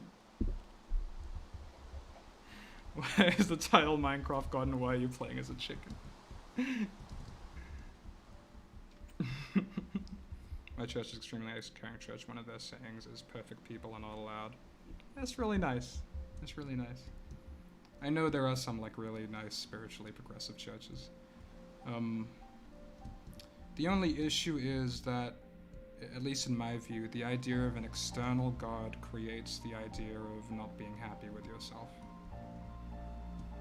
Because it's not as if you are just, like, there is, like, some powerful being that, you know, just have to accept as part of the universe. It's that there's this powerful being that you have to accept as perfect. But you've called them a being, you've called them a human, and you've given them human attributes, which come out of the imperfection. You know, we can only be good because we know what bad is, and we know how to cause badness. So if God knows good, then that means he causes badness. Kind of fucked up that trauma is only really addressed if it makes you less productive. Yeah, it's a societal what's the word, incentive. It's terrible. It's because we don't care about ourselves, so we don't care about other people. We don't care about all of these aspects of ourselves. So why should we care about other people? Why should we help them? It's such a terrible attitude, in my opinion. Read my other messages, Bun. I can't. How do I? Oh, okay. I have such large holes in my memory. I have people who claim to be friends, but I can't remember them. It's scary. Expected my scolding, and that's the only reason I was sent to get help. Jeez. Ah! Oh. I think I just got a pinched nerve. Ow. I'm sorry, Taser. That really fucking sucks. Yeah. Damn. Yeah, but that's the way it goes. I guess it really doesn't matter what other people think, you know. But it should matter that you get help, you know. It should matter that you are able to get access to help. People just try to make it so hard. You've come to peace with it? Well, that's really good. I'm happy for you. I mean, that's the only thing you can do is accept it if it's real. It doesn't have to stay forever. But it's important to accept it when it is here.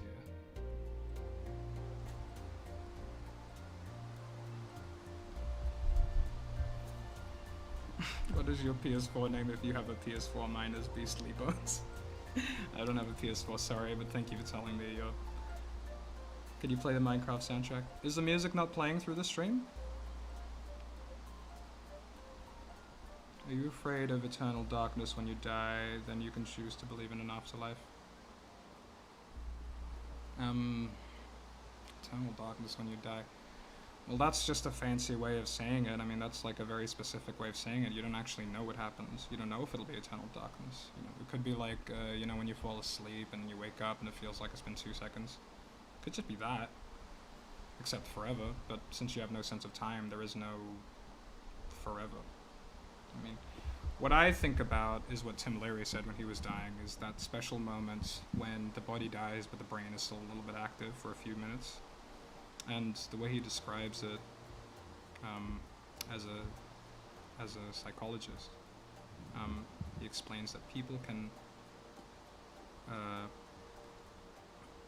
what is it? People can experience like timeless lifetimes within the final moments of their death, because time only exists in the mind. We just perceive it because different things happen, and we can only explain it using time. You know, like different things can happen to the same object. So how can that be? Well, that's time. It's just another measurement of reality. So time is perceived differently, just as easily as objects are perceived differently in your dreams or in your near-death experiences, or maybe you have a coma or you pass out or something, and you experience something so strange in these moments because time works differently. Like, you could have a dream that feels longer than you actually have been asleep, or shorter. I mean, shorter isn't that weird, but longer certainly feels weird, right?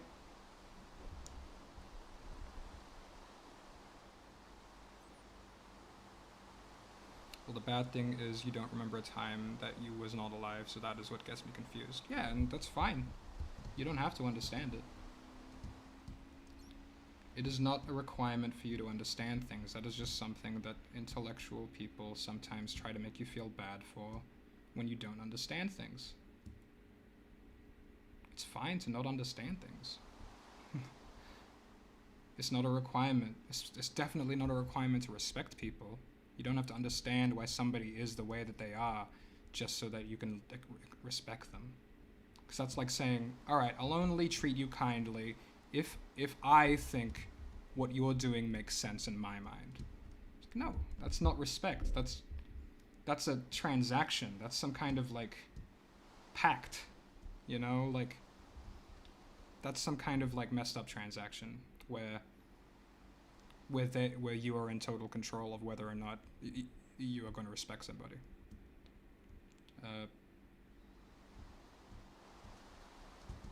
Or love somebody, treat somebody with kindness. I'm not saying that you should be kind every single second of the day, completely. But why would you want to interact with another human being if you're not going to acknowledge that they're another human being with their own insanely complex life, with their own wildly infinite and unique life that literally requires another brain to fit? You know, try and think about everything that you've ever learned throughout your life. Try and think about every single experience and sensation you've had. It requires an entire human brain to fit all of that and more. And you can't fit another human being's life into your head. That's how complicated they are. And yet we want to try and pretend that they can fit inside our minds. And so we judge them and say, okay, well, they're just stupid, or they're just this, they're just that. There's no reason why, blah, blah, blah. Watch me bung. Okay. Taser the alien. Oh, shit. Where you at, bro? There you are. It's a private server. Yeah, sorry, fellas. Community is an essential part of human society. Yeah. And now communities are so large that... Oh, not literally. Okay. Well, I'll be in here anyway because it's raining outside. Community is an essential part, but we are all so separated now. And that's not because of, like, phones or whatever, although phones could be a part of it. Please don't steal. Trans rights, hell yeah. Chicken says trans rights. Ah, there's that Minecraft music again.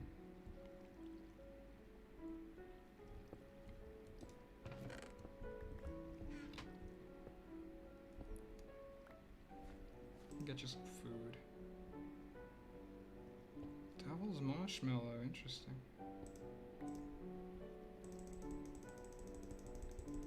Just get that marshmallow in here.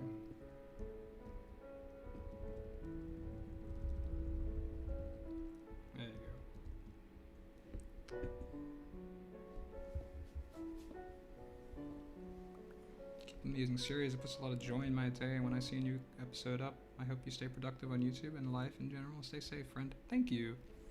Yeah, I have been productive lately. So.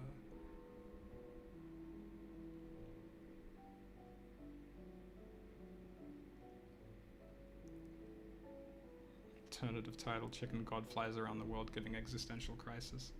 That might be the result for some people, if they don't want to think about this kind of thing. But if that's the case, you don't have to be in the stream, that's fine.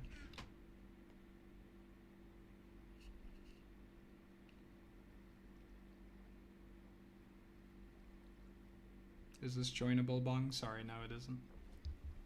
Those orangutans, I swear. I feel as if Christianity's meaning has been lost throughout the years. Now it feels like it's torn more apart than anything.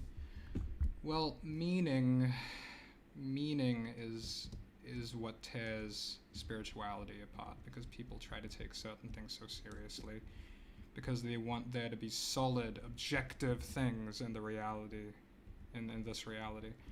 But spirituality isn't really about that. It's about gently and gracefully going through and understanding and learning about life at life's pace. You know, reality is real. Reality is a very real thing. So maybe start by respecting that. And you respect it by being aware of it. That's what awareness teaches you. That's what mindfulness, meditation teaches you. That's what nirvana teaches you. Is that everything in reality, all of the harsh shit, all of the good shit, all of it, there is always something to learn from it, and it's all completely subjective. It's all your journey, how you learn things. And when you go to another human being and say, no, this is how it works, this is how it goes, this is the way reality, no, it's calm down, bro. If you, if you feel the need to get mad at somebody for disagreeing with you, then you know that you are insecure about that thing you believe in. You're worried that your mind might be changed. And so what? I mean, reality is change. Your mind will always change. That doesn't mean change your mind every single time someone disagrees with you, because that's insecurity. It just means that if you have something that you firmly believe in, that you resonate with, then you wouldn't feel the need to yell at other people who disagree with you. That's insecurity. That's control. That's expectations. See, it all comes back. It all comes back to the same place. If you have faith, then you wouldn't feel the need to persecute others for having a different faith. And that's something that I think Christianity has failed in. Same with, well, all of the right-hand path religions, Judaism, Islam, Christianity. Because it relies on authority. It relies on this insecurity. It doesn't rely on actual faith. Because if you actually had faith, then that means you'd be okay with everything. You'd be okay with everything going on around you because you know it's all for the better. Because you have faith that it's all for the better. Whereas if you just have a set of beliefs and that you are very insecure about them, then you might feel the need to get mad at people or make them feel stupid for disagreeing with you. That shows like an enormous lack of faith. It shows an enormous lack of security in your own mind. You think that, oh, well, if I stop believing in this, I'm going to go off the rails, I'm going to go crazy. Well, if that's how you think of yourself, then yes, that's going to happen. If you think so lowly of yourself, or you think so impulsively and mindlessly of yourself. Reality is very sad, knowing it's just humans for as far as we know. There could be a fifth dimension where elder gods live, but we wouldn't know. Yeah, maybe. It's all perspective. Stripping is the first step to security. If there was an afterlife, would all beings go there, or only sapient beings? At what point in the tree of life would the cutoff be? Could I hypothetically die and eternally have a warrior velociraptor? I don't know, I don't really have a say on the specifics of an afterlife because I don't really believe in a technical afterlife. I believe that death is just another form of change. It's not to say that death isn't scary. Of course I have fear of death because I have things that I want to do right now. But you know, I have faith that at some point I won't be so worried about death, and that I might just let go. You know, there are some moments, even during like my day-to-day routine, where I find that, you know, if I were to die now, that'll be okay. You know, and maybe that's just me being really premature, but I only say that because I had what I felt was a near-death experience, which actually was just like my mind going crazy for a brief moment. And I thought I was dying. I really thought I was dying. And in that moment, death became not so scary. After it became terrifying. It was fucking terrifying for a solid, like, I don't know how long. Because I was in such a state of panic that it felt like it was going on forever. And then I let go. I was like, okay, if I can die here, that'll be fine. You know, death isn't actually that scary if I let go. It's only scary because I'm making it scary. So that's why I say death is just another change. It's just change in reality. It's the most ultimate form of change for us humans.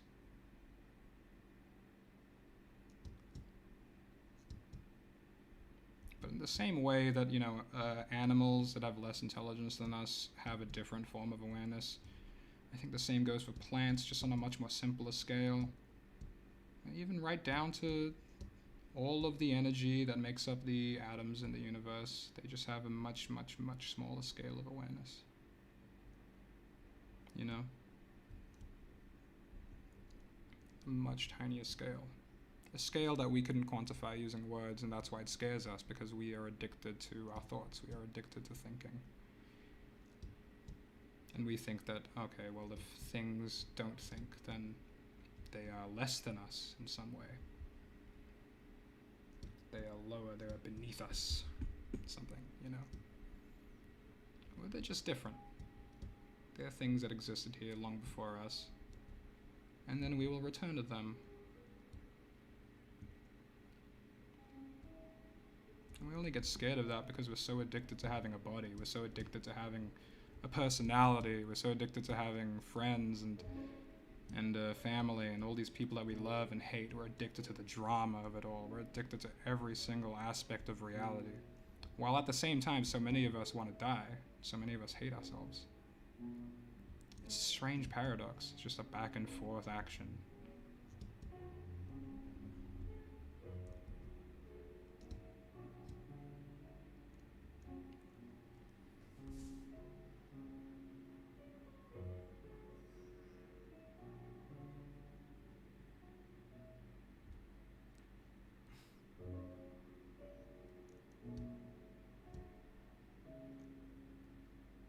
Pants are an illusion, and so is death. I agree. Pants and death are an illusion. As a Christian, I feel like I need to live as long as possible for the sole fact that I need to witness to other people and tell them about the Lord. That's how you feel like you need to do, but, you know, that's your life. I'm not going to tell you what to do. I could just tell you what I'm going to do. I just told you what I'm going to do already. I've been approached 3 times by Jehovah's Witnesses over the past month. Yeah, I've been approached by a few Mormons recently, and I used to have these conversations with Mormons back when I was like a really cynical person. Like a really cynical person, like a hardcore atheist type cynical person. And now that I'm talking to them about spirituality from a spiritual perspective, I'm having a much, much fucking better time.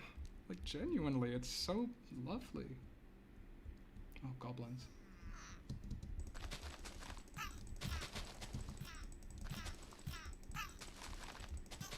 I don't feel that I am getting indoctrinated into their little church, but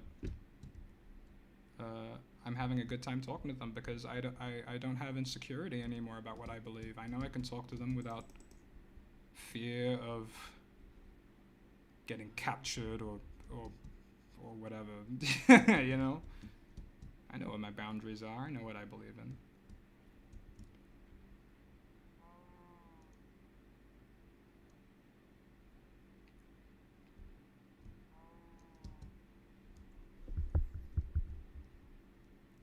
It's hard to take bunks seriously after seeing it fly around in Minecraft. Yeah, good. That's the message. It's the message I'm trying to teach. And I said it at the beginning of the stream. I'll say it again. Don't take everything seriously. You can take any message you want from anyone, from anything, from literally anything. Even dumb, wrong people. Even people who are wrong 99% of the time. They can have something that you can take away from. Even a little chicken flying around in Minecraft can have a good point. The universe is meant to be your teacher. Every single thing in the universe, you know. You stub your toe, you go, okay, well, I know what that taught me. That taught me that I shouldn't have that there, or that I should be more aware of where I'm walking, you know. If you expect others to listen to your truth, you better be ready to listen to their truth first, otherwise you're an elitist, not a good person. Yeah, exactly. I listen to what these Mormons have to tell me, and I take in everything. I don't necessarily agree with everything they say, but I have to listen to it first before I can decide that. But also, I'm going to give them as much energy to try and understand what they're trying to say as they're seemingly giving me. Ugh. Oh shit. Big chickens.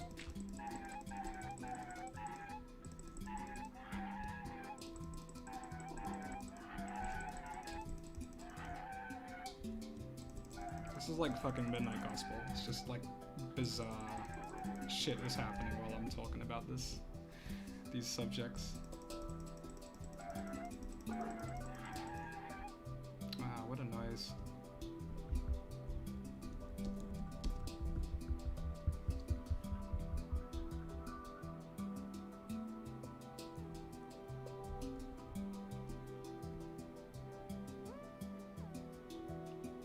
I'm not shirtless, but yeah, you're right about those other things. Always something new to learn. Always. Always. If you're learning something new every day, no matter how painful that lesson is, then you're living life right, as far as I'm concerned. You know? Because you're living life. You're not just asleep throughout the day. You're not just off in some fantasy world that's somewhat adjacent to reality. You're not just in some... you're not lost in expectations about the day. You're actually just living the day. You're letting it take you. Sometimes it'll be worse than yesterday. And you might have a tendency to be like, wow, today was worse than yesterday, but it doesn't matter. Today is happening. Today is real. Today is the only thing you can have an effect on and a change on. It's the only thing that you can really control. This microscopic control is what you can do right now is the control that you have, if you could say that there is control. It's an insanely tiny amount of control every single human being has. But it affects the greater macrocosm of the universe. The more you take control of these tiny precious moments right in front of you, the more change you'll have in the universe. You might start seeing the universe in a positive way because you're taking initiative, or you're doing nice things. Maybe you're being kind and sincere and caring and helping people.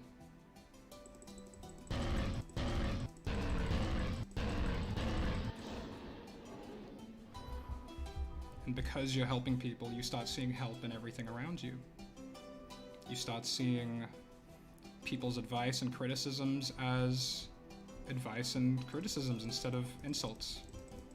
You might even start seeing insults as helpful. You might see what's helpful in the insults.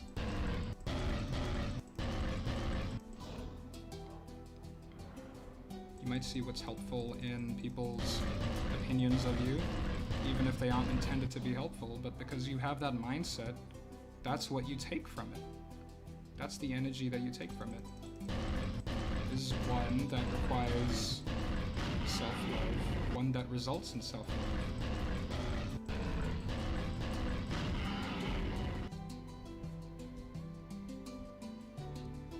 When you make the world about love, then suddenly love comes to you.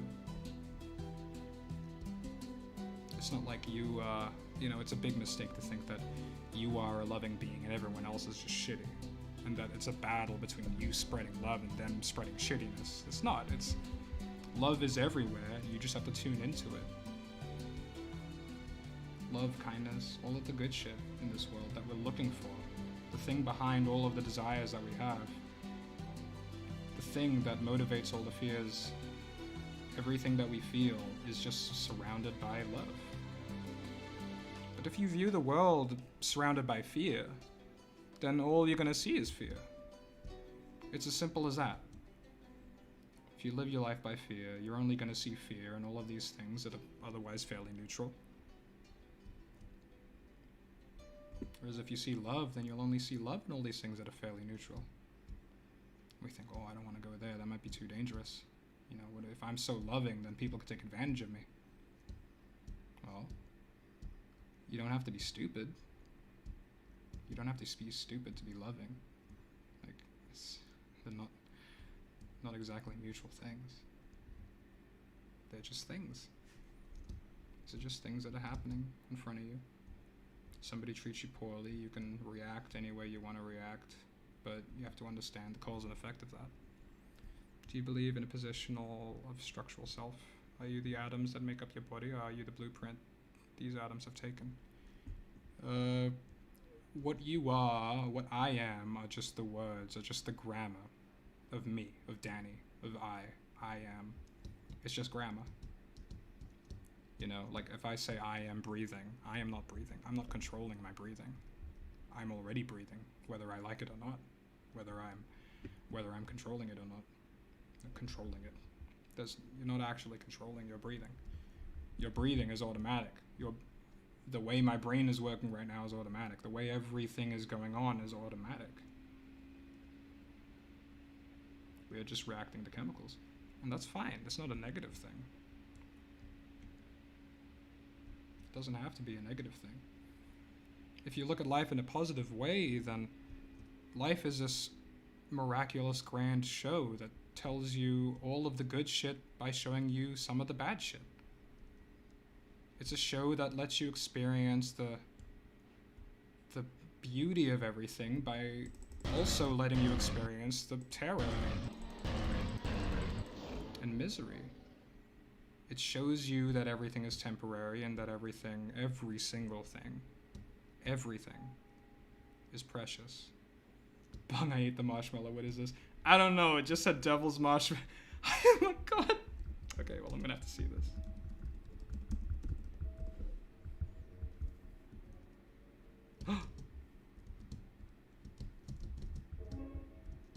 Wow, look at him go.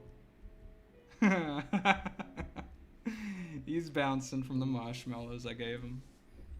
Without fear we are weak, without hate we are weak, with only love we are weak, without control we are weak, without anger we are weak. What the fuck? I love your name, Codsuck1. Well, that's kind of the opposite of what I was saying. I mean, it's not the opposite of what I was saying, but with only love, I think we are strong. I think it requires a certain level of strength to have faith that everything will be okay without you having to resort to physically beating somebody. If you feel like you need to have a gun with you, then you're always going to feel like somebody else has a gun. Does that make sense? If you feel like you need to beat somebody up for disagreeing with you or whatever, then you're always going to be on the lookout to beat someone up. And that's not strength, that's insecurity, that's fear. You know, what's so strong about living longer? What's so strong about just not getting confronted because of how tough you seem? There's nothing strong about that. You're just afraid of dying. You're just afraid of losing. Losing is how you learn.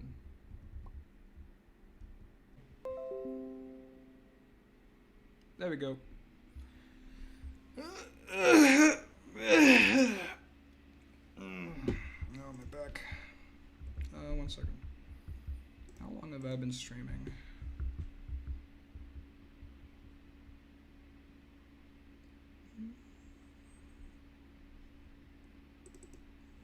It doesn't matter, it's my day off. I can stream however long I want. I might just stream for a little bit longer though. I have something to do later on today.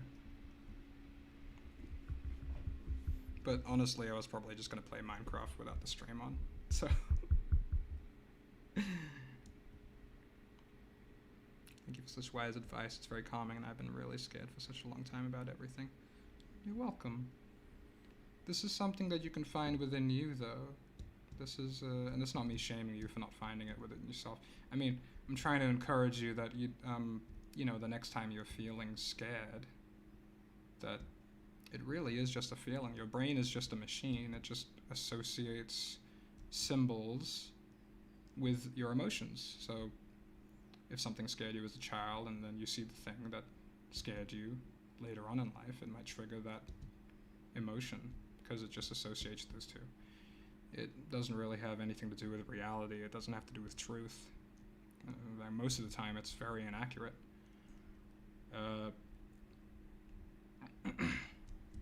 Just remember that. It's just a machine. The fear can't hurt you, but the fear is the thing that is making you suffer. Physical things in the universe can hurt you. It's up to you to try and learn cause and effect on a patient and small way.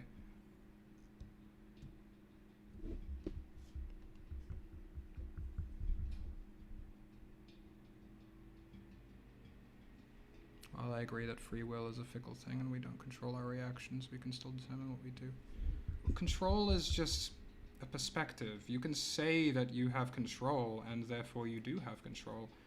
And then you can also say that we don't have control and we don't have control. It's all just grammar. It's just not, you know, like if I say I am breathing, I'm not actively breathing. I'm not in control of that breathing.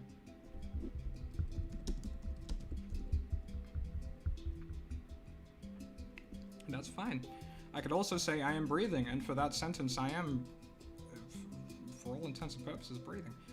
It's all just grammar rules. In reality, we are somewhere in between control and not control. Control and not control are just two ends of the same spectrum. And everything is just a bunch of spectrums. Reality is just a bunch of spectrums. We can say that part of the spectrum is too much for us in that regard, or that part of the spectrum. But they all need to exist. The entire spectrum needs to exist for one thing to exist. So one thing can never exist. It's always two things. In polarity, I guess. Emotions are made to help or even protect you. Yeah, exactly. But they're not always correct, and they're not always, what's the word? They're not always consistent.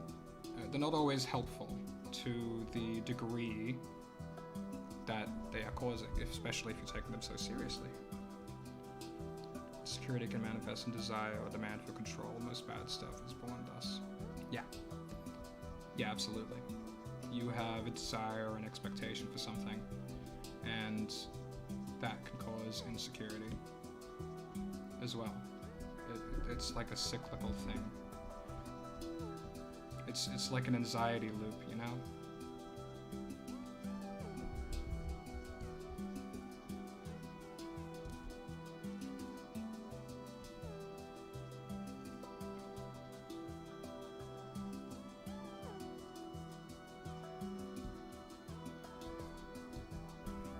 Thank you. That bit about being a bitter, angsty, cynical atheist really resonated with me. I myself am ex-Mormon and I'm struggling to see the church without feeling hurt or angry. I'm working on it. Oh man, that's really intense.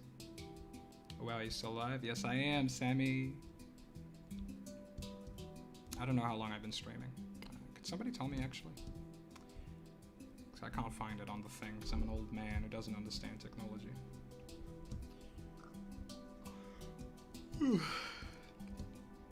Yeah, that must be rough though, because like Mormons are a tight-knit community, and they must have really dug into you before you left, you know, like emotionally.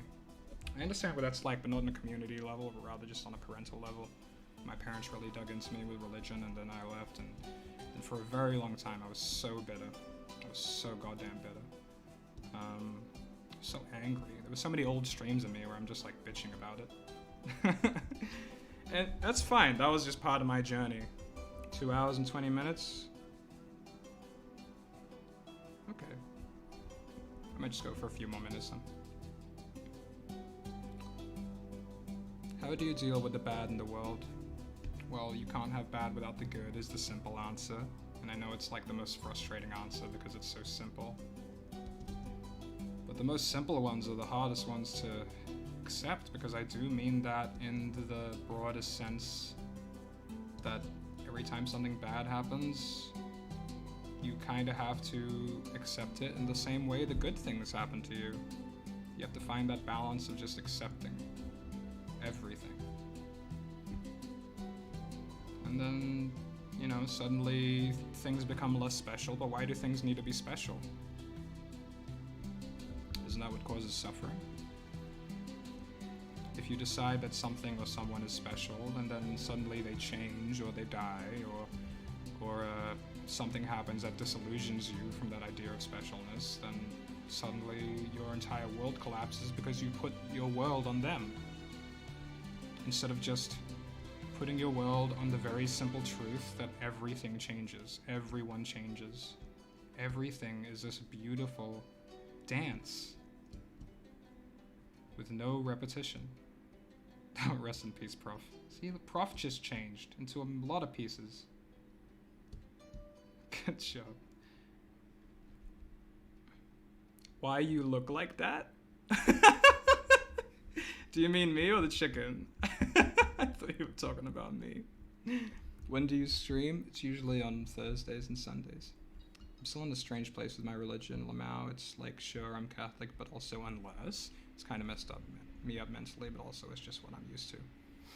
Well, you can always choose parts about Catholicism that you resonate with and not be entirely in it. In reality, that's how we all live our lives. We just like to pretend that we're consistent, you know? We just like to pretend that we don't break our own rules, but if we didn't, then we wouldn't have our personalities, would we? We wouldn't be all these different, unique people. I mean, sure, if you have the resilience and the obsession, then you can probably try your best to be so unoriginal and just completely in line with somebody else's rules, but I don't think you want to be that, from what I know about you. But of course, then what is it? To what degree do you be original compared to unoriginal? Well, it doesn't really matter. Those are just labels. Those are just labels based on other people's memories and knowledge of what is real and not real and what is out there in the world. You can just be authentic. That would be ideal, as if we were authentic, but we are held back by so many fears. So many fears of being authentic because of how unregulated and how many people can you talk to about your original issue if nobody else has dealt with it, or you feel like nobody else has dealt with it. But in reality, everybody's dealt with it. It's just emotions. It's just emotions, physical sensations. It's just things with different wrappings, you know? It's weird we can change religions often. Yeah, well, it's not that weird, but it's weird that I get what you mean about it being like religion that's changing, because, you know, a lot of religions dictate that you can't change, or that you shouldn't change, or they at least imply that it doesn't make sense for you to change. But we are change. That's all we are. We change our molecular structure every 7 years. We change our opinions, our views, our maturity. Didn't expect to be blocked by Shaq. Expect the unexpected, bro. Oh no, you're talking about the fucking... He's singing Ultimate Showdown. Humans will not be able to live forever. We do not have the mental fortitude to keep on going. After people's family and friend die, they lose the will to keep on going, and that isn't a bad thing.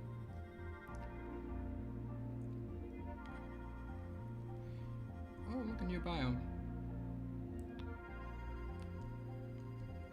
And if some of this deep thought and philosophy into your SCP writings, you could win an Oscar. I do, but not a lot of it would be to the same extent of me talking and rambling this way, because this is just me off the cuff chatting. It'll probably be a bit more subtle, I guess. This has actually helped a lot. I'm glad it's helped. It's really, you believe in different, it's that you learn more in what you think is right. Remember, we all in a loop. Our life is a loop.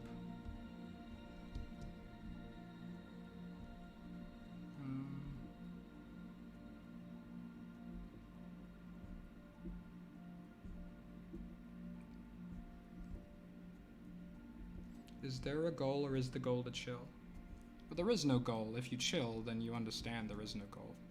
Because if you're chilling, then, you know, there is nothing to get towards. Because if when people have goals, they're addicted to the motion of reaching that goal. They're not addicted to the actual goal itself.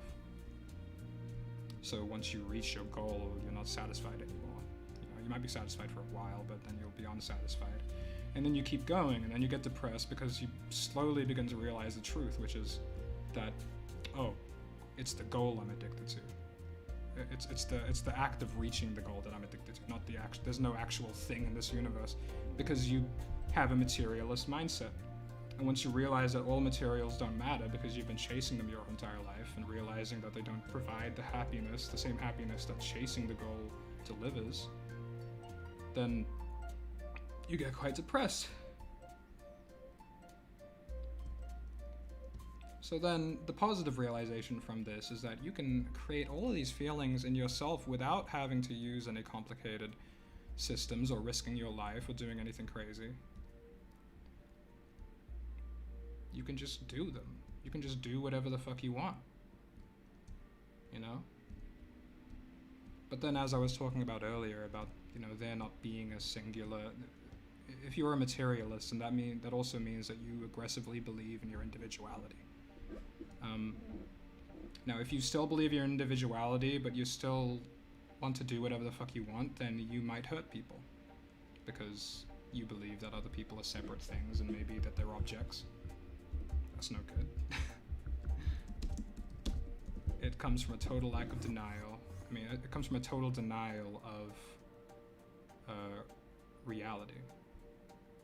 Because you've decided that, for example, other human beings are objects, or that they are obstacles, or that the only thing that they are is in relation to your goal. That's what having a goal does. It turns people into objects. It turns people into obstacles. It just turns them to not people.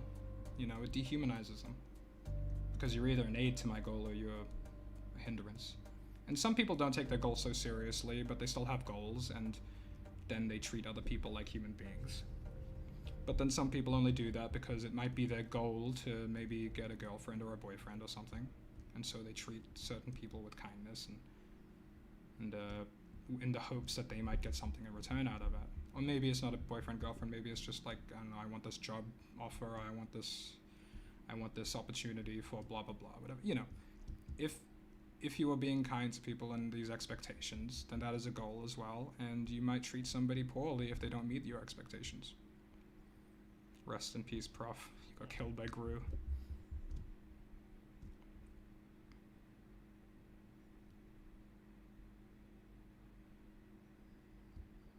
Bung don't care, that's why he's a chicken god right now. Exactly. I think everyone should take himself for his own god, so if he wanted something, he should do it, not pray for it. Yeah, I also agree, but I understand that prayer psychologically is almost like focusing on your goals. Because the people who pray, who know what they're doing, they pray, but they still work towards their goals. The prayer is just almost like when you're venting on Twitter, you know, and it's just like, I want this, and then it helps them focus on their goals. Now, goals themselves aren't what cause the misery, it's the addiction to the goals. That's what I was saying earlier about addiction. You could be addicted to anything. If you're addicted to your goals and your expectations, then you're addicted to your ego. You're addicted to control. You're addicted to separateness. You're addicted to so many things. Oh my god, look at this dog. Don't stare away from me, I want to look at you. Look at him.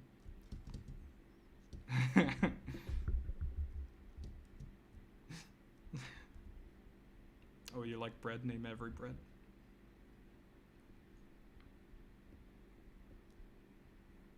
Some people in relationships are only there for the relationship and not the person. That is scary to me. Yeah, I get what you mean, where it's like they just like the idea of a relationship. Yeah, it's like that's part of the condition, you know, the conditioned love. I will only show you what causes love in your heart if you show me what causes love in my heart, or if you show me what, you know, if you do this for me. And that isn't love, you know. That's very conditioned love. It's not real love.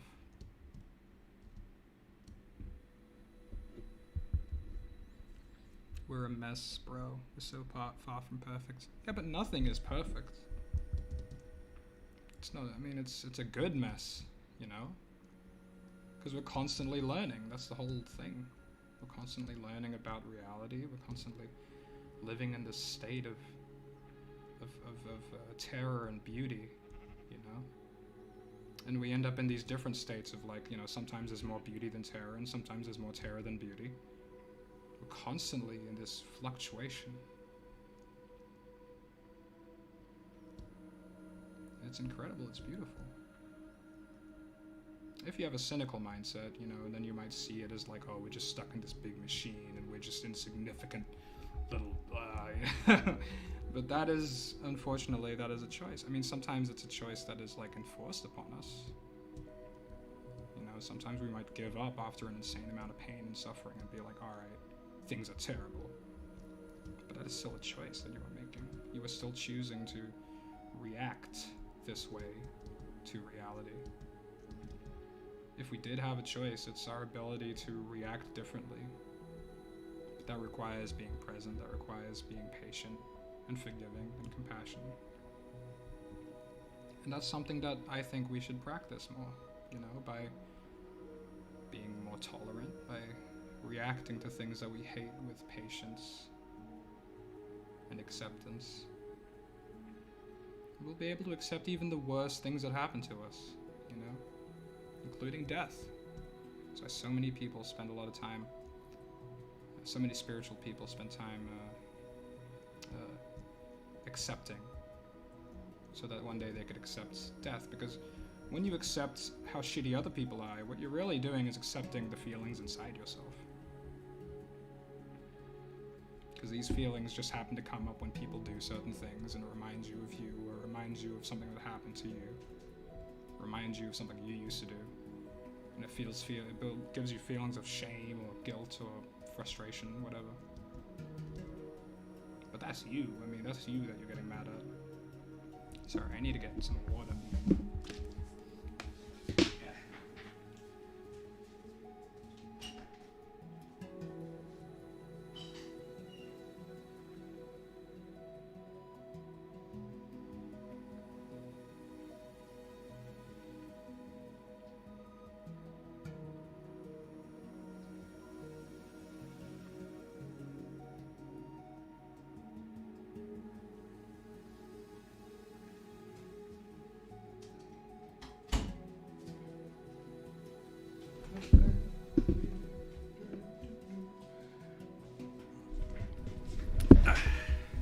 Staying hydrated.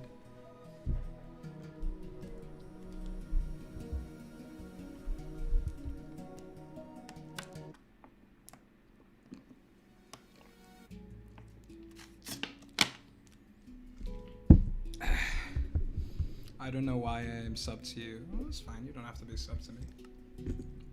It's your freedom. What version are you playing? Oh, yeah. Caboose said it. 1.7.10.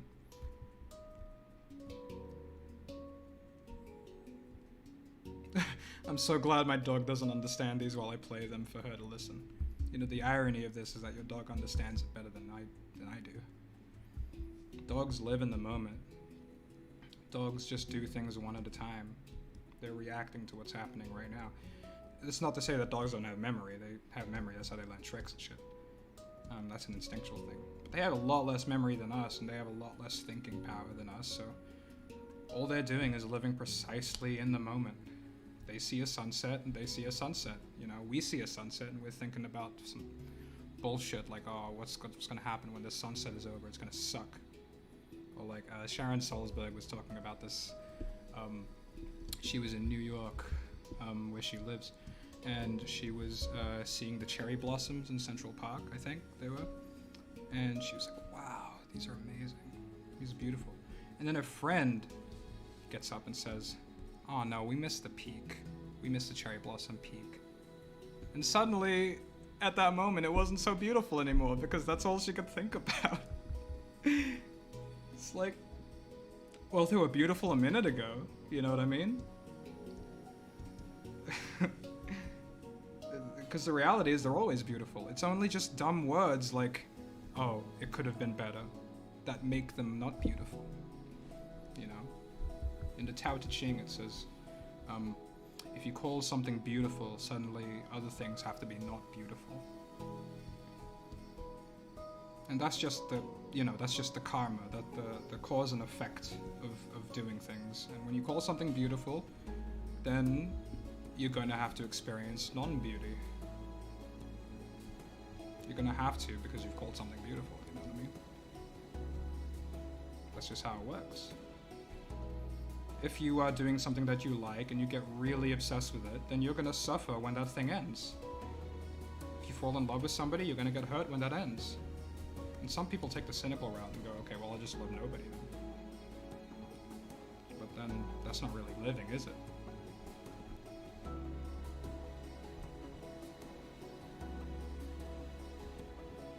Actually, I learn quite a bit, even though I think about this stuff all the time anyway. I mean, obviously, I can't be a robot and choose not to feel certain things when it's bad enough. Yeah, I mean, and there is a cause and effect for choosing to numb yourself out. And it's suffering. You know? If you try to block out your emotions, if you try to suppress them, if you try to pretend that you don't have emotions and thoughts running through your head all the time, then you are going to suffer, because at some point you'll get anxious and you'll try and control the thoughts, and then you'll end up just dropping all of these juggling sticks because you've decided they were juggling sticks. Uh-oh.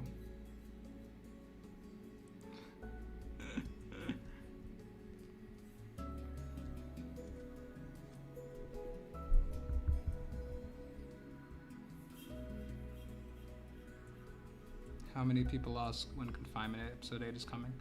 A lot of people, but, you know, that's because they want to see Episode 8, and, you know, I can appreciate that. Chowder, pass me the MG42. I can't do a Mung impression. Lord Mung. Oh. I've been watching you for a long time. I don't want spoilers, but can you give some insight on Confinement Episode 8 and our other products? I've already given quite a lot of insight so far. I might give some more in the future, but for now... There we go. But for now, it is just what it is.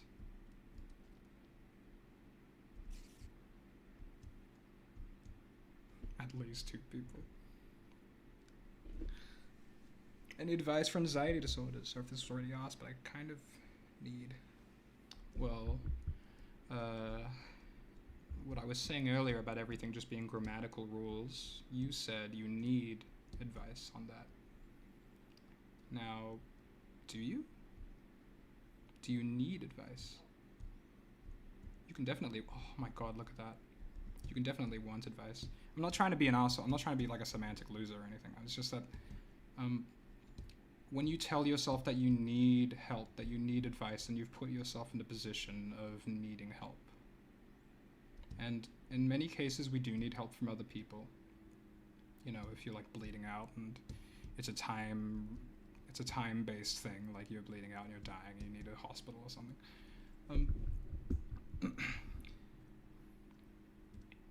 What you can do is you can forgive yourself. You can learn to be patient with your anxiety. Like, I suffered from anxiety for a very long time. I'm still on antidepressants. I'm just not allowed to get off of them for a while. Because I'm, well, it's complicated, but you can forgive yourself for feeling anxious. And that kind of lets the anxiety drizzle away. It's really difficult to develop patience and acceptance, but if you manage to do it, then you'll be able to slip out of your anxiety a lot easier. That's what I do, you know, like if I get caught in this intense loop, which is, I mean, anxiety is just an intense loop of thoughts. You're just going back from one thought to another in this intense loop because you don't know which one's more important, because in reality neither of them are more important, and you know that. That's what the anxiety is basically showing you. Because it's all completely subjective, and because you're anxious and you're scared and you don't trust yourself, you need an external to latch onto and be like, that is the truth.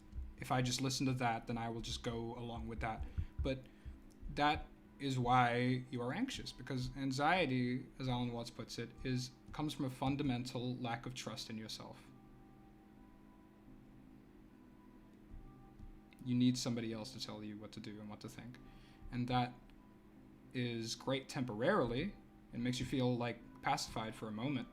But if you don't learn to just trust and forgive yourself for fucking up so often, then you're always going to be surprised why you are anxious.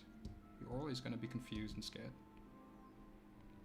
But if you just let yourself have some level of compassion for your own abilities and what happens around and to you, then you will have infinite patience and infinite love and infinite compassion no matter what you do.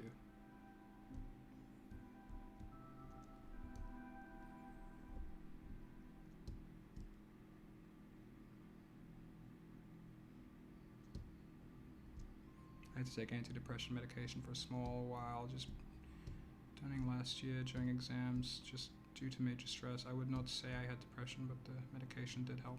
Yeah, medication does help if you are achieving a certain goal, like trying to get through university at a certain time period, or trying to keep a job for a certain time period. It's not necessarily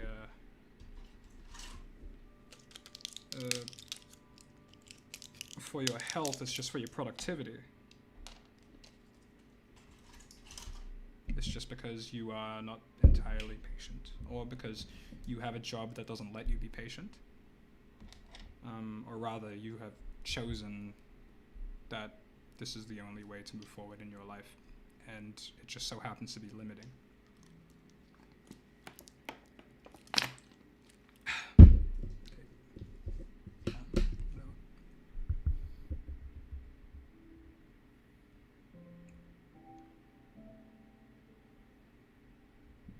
Because humans have advanced to the point where they pretty much have anything they want, so their dopamine receptors get burned out really easily nowadays, and therefore depression. Yeah, it can be that. I mean, that is definitely a part of it, but it's because there are no objects, there's nothing in the universe outside of our minds that can objectively cause peace and satisfaction. There's nothing out there that can cause that forever, because we are constantly changing beings and we only get satisfaction in our minds. We can find satisfaction from any single object in the universe, and from no objects in the universe. We can just get it from ourselves. It's really hard, don't get me wrong. It's really hard. But it's possible, and everyone can do it. Even for just a second. Right now, you can just stay in the present moment. You could just look at, like, you know, when you look at a plant and you're just lost in that plant and you're staring at it, that's presence. You know, you're looking at all the intricate details and you're admiring every single, like, millimeter of it. And you're just lost in that plant. You become the plant. You're like, wow, this is incredible. And, you know, you're not labeling it, you're not judging it, because you aren't looking at a plant saying that's a wrong plant, that's a right plant. You know, you might say that about a house because you have expectations for that, but you look at nature and you go, it's perfect the way it is. Well, that's how we should view ourselves. We're part of nature, aren't we? You know? Like, there are some cynical versions of environmentalists who like to say that we're separate from this world and that we're an unnatural cancer on this world. And you know, to an environmental degree we might be, but we're also part of this world and we're simply doing what we are doing. Is that not nature, you know? Is nature not sometimes chaotic and destructive? I mean, we had 5 major global extinctions. This is not my excuse to keep on doing fossil fuels or whatever. I obviously think that we should stop, because it is not in line with our understanding and respect for nature. It's definitely not in line with our understanding of cause and effect related to nature.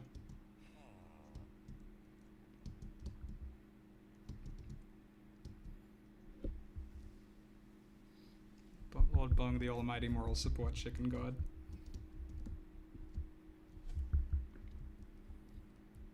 See, distracting myself with games or gardens or hobbies has never done anything for my depression, because depression for me stems from a very low baseline mood. Yeah, well, if you are comparing everything to how you think you should be feeling, then you are definitely going to be depressed. Because nothing will ever be able to satisfy if you are constantly comparing it to something else. Even if that something else is worse and you feel great in the moment, you're going to feel like shit later because it's going to end. Like, how do I reach there again, you know? How do I reach that goal? We have the goal again. It's just non-stop suffering. But the whole thing about this confusing game of trying to find happiness is that it's supposed to break the veil for you. It's supposed to show you that the happiness was in you all along. You know, the happiness was in you all along. Or rather, the satisfaction, the happiness with yourself, the satisfaction with your. Ooh, is that a husky? Oh my God! Look at him. He's got little blue eyes. It was always there. You just project it out onto objects. In the same way you project hate out onto objects, you know, you go like, that person's shitty, therefore, oh shit. Whoa!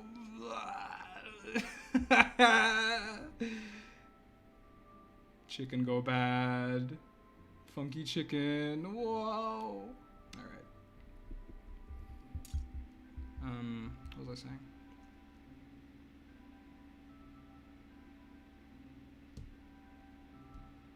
Is that a multiplayer server or a realm? It's a multiplayer server, but it's private, sorry.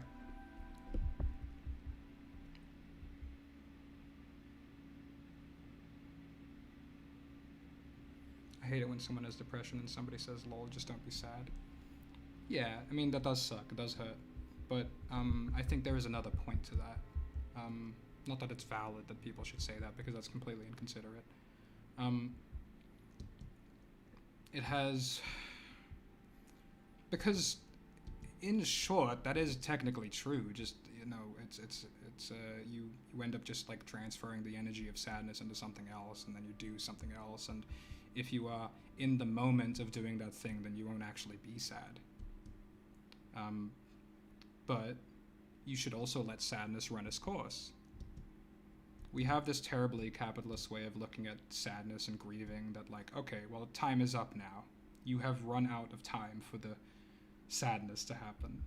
You know, now you must go. Now you must go back and be happy. Like, no, that's not how emotions work. Everybody works completely differently.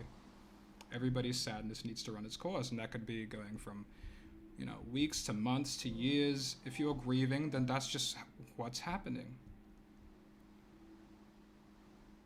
And by grieving, I don't mean constantly reminding yourself of the thing. I mean, you could just be like out in public one day and you just break down in tears. Let that happen, because you had no control over that. You have control over how much you expose yourself to the memories of a person, but you don't have control over the sudden emotional outbursts.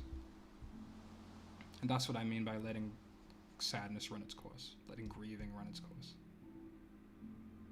You really do just need to be in total radical acceptance of everything that happens to you. You know, if you want to be satisfied with your life. It takes a real strength. It's a physical training, almost. You're exercising your ability to be accepting of all of your suffering. And suddenly it isn't suffering anymore. It's just a thing that's happening to you. And you aren't burdened by thoughts of what will other people think of me? What would past version of me think of me? What does the future version of me want? Like, it doesn't matter, does it? If you were in the present moment and just experiencing what is happening, then you are just experiencing what is happening. You are looking at it just like a rare animal walking out into a clearing, as the Buddha puts it. It is just a thing that is happening. It's only words that make it bad. It's only concepts that make it bad. I didn't think Lord Bung would be so chill, if I'm being honest. I've only been pretty chill recently. Right now I have a headache, so it helps to be chill as well during these moments, because if you start getting stressed when you have a headache, you're just adding more tension to all of your nerves, and it makes the headache worse. Bung has started a vibe cult. Yeah, you could leave any time. That's what makes it such a good cult. Yeah, I'm gonna be ending stream real soon.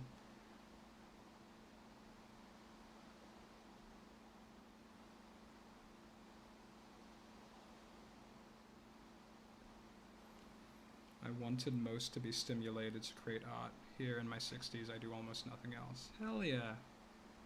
Yes. That's so good. That's a goal. That's a goal right there. We're talking about goals. I remember at my father's funeral, the first person to offer me a hug was a complete stranger. After I took it, I sobbed on their shoulder for about a minute straight. Wow. That's incredible. Thank you for sharing that. Wow. Yeah. See, that's what I mean by nothing is inherently special. Because everything is special. Every single thing is special, which obviously makes nothing special. But a total stranger gave you a hug, and that made you cry. You weren't expecting that. That wasn't in your list of things that were special up until that point.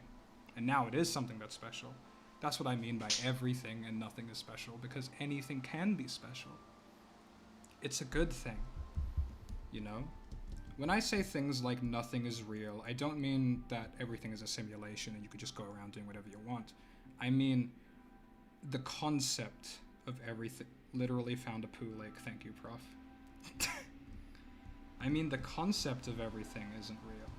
It's just a concept. It's just something we created in our mind, and we follow those rules because we think if we don't follow those rules, then things will go wrong for some reason.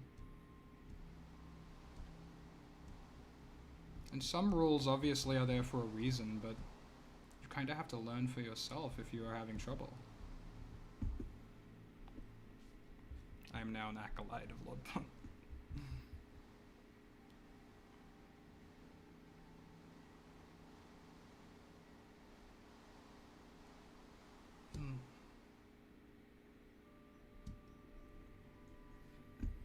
Nothing is strange because we only call things strange when we're not used to it, so everything is just normal or weird or strange or anything you want to call it. Exactly.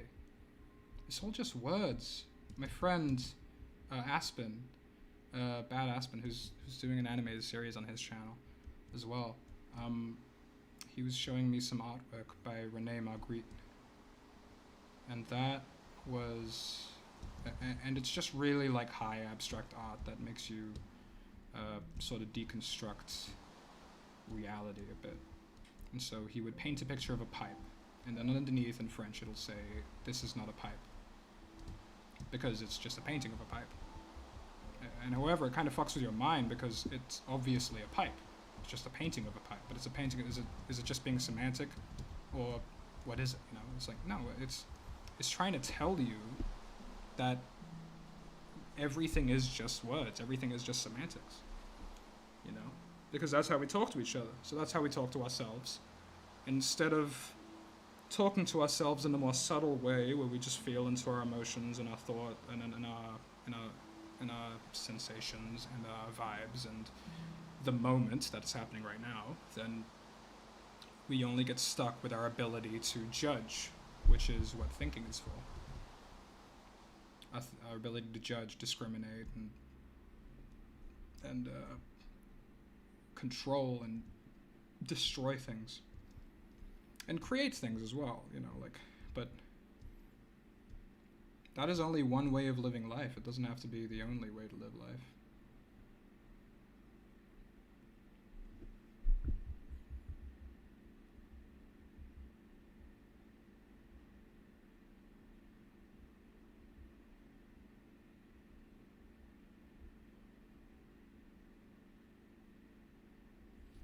Why are you a chicken but is named Bung, but you are a cult leader of the monkey? Well, it is what it is. I don't really think there are self-sufficient people, just people who can be alone with themselves and their thoughts longer. Self-sufficient people. Yeah, I mean, we're a social species, so we do have this addiction to being around other people. But just like any addiction, you can renunciate yourself. But the goal isn't to renunciate everything. The goal is to just not be addicted to everything, to anything.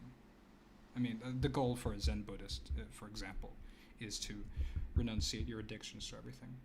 You don't have to. Like, I'm not saying that it's a good thing to not be addicted. I'm just saying that there are consequences to being addicted. You could be addicted to caffeine or whatever, but if suddenly it is getting in the way of your other goals, then that's where the suffering is going to come. That's where Anakin comes in.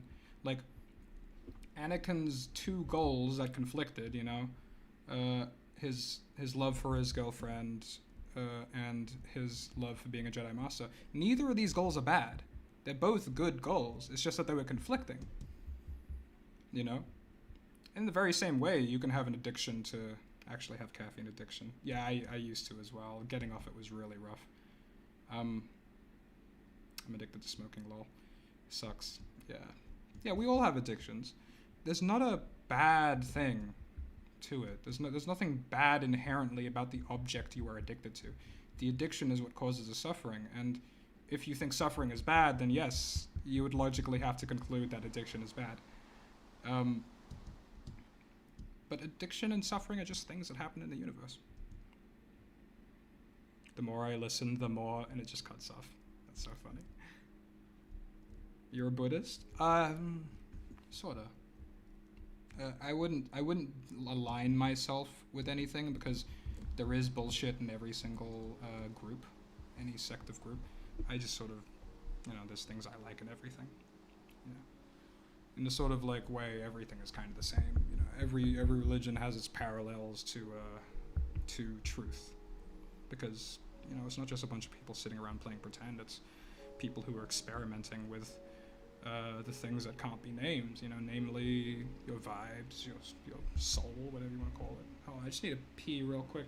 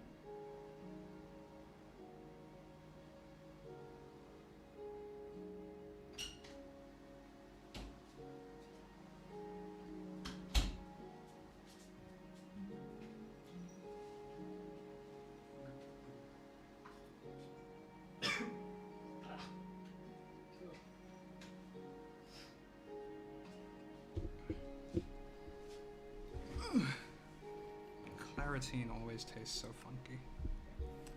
What are we saying? Mayo. Did he just leave? Yeah, I said I was going to the toilet. Hey bro, I'm a fan of the Confinement series and wanted to know when the episode 8 is coming out. Yeah, it's coming out. Patient. Your name is the Buddha, son? Then you know how to be patient. Gamer piss. Thank you, Taser. Thank you for the taser. The taser piss? The gamer piss. Alright, well, it's not raining in the desert. I'll just sit here.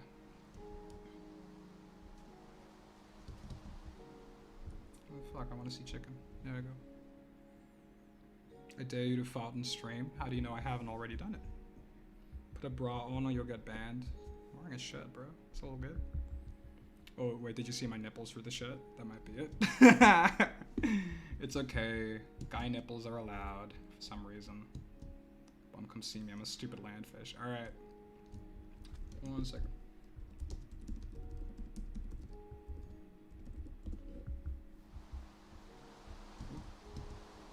Where'd you go? Oh shit. Is that you?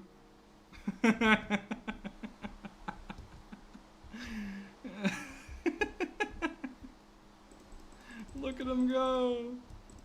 Ah, I got his ass.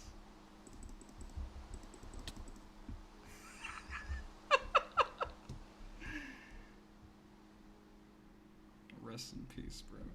Hey, Bung, I made a cool thing. Alright, let's see.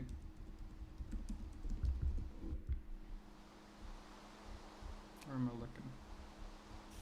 Oh, look at that fit. Alright, what's this? Community chats. Take only what you need. Please leave whatever you can. Alright. Let's take a look. See. That's sweet. Here you go. I'll give you some blood.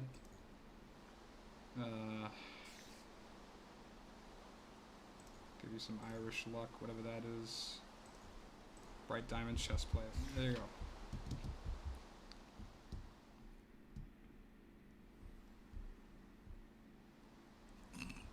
My Lord Bugsy, he was a loyal follower. He was, but he had to learn. He had to fucking learn. I don't know if I don't know if you have already farted because I just woke up. Okay, maybe that's what got you up in the morning. You heard my fart from across the planet. Once a friend of mine was in the Skype group hall and he said, I gotta pee, and it sounded like a horse was peeing. He forgot to turn off the mic. That's insane. Love that shit. Yeah, I had friends who just did that on purpose. Just like, look at, listen to how hard I could pee.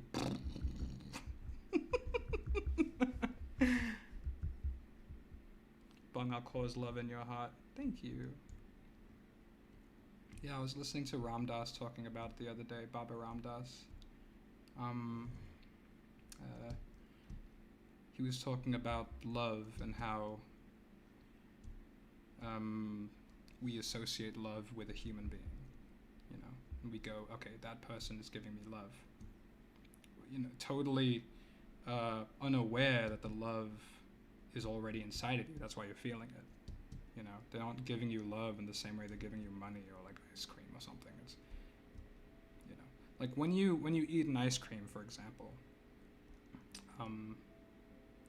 the love isn't in the ice cream, and you aren't like eating the love for the ice cream. The love is just a reaction between you and the ice cream. But the love has to be in you for you to have that reaction. So that means anything can cause that love. Anything hypothetically can trigger that love if you really wanted to. And if you can, oh, is that a cat? Or a dog? Oh, it's a little doggy. Ah, come on, bro. Yeah, it's a little doggy. And if you can find a way to love everything, you know, if you can, I mean, the way is pretty simple, it's just really hard. It's not easy, I mean, it's simple, but it's not easy. As in, it takes a whole lot of patience and endurance.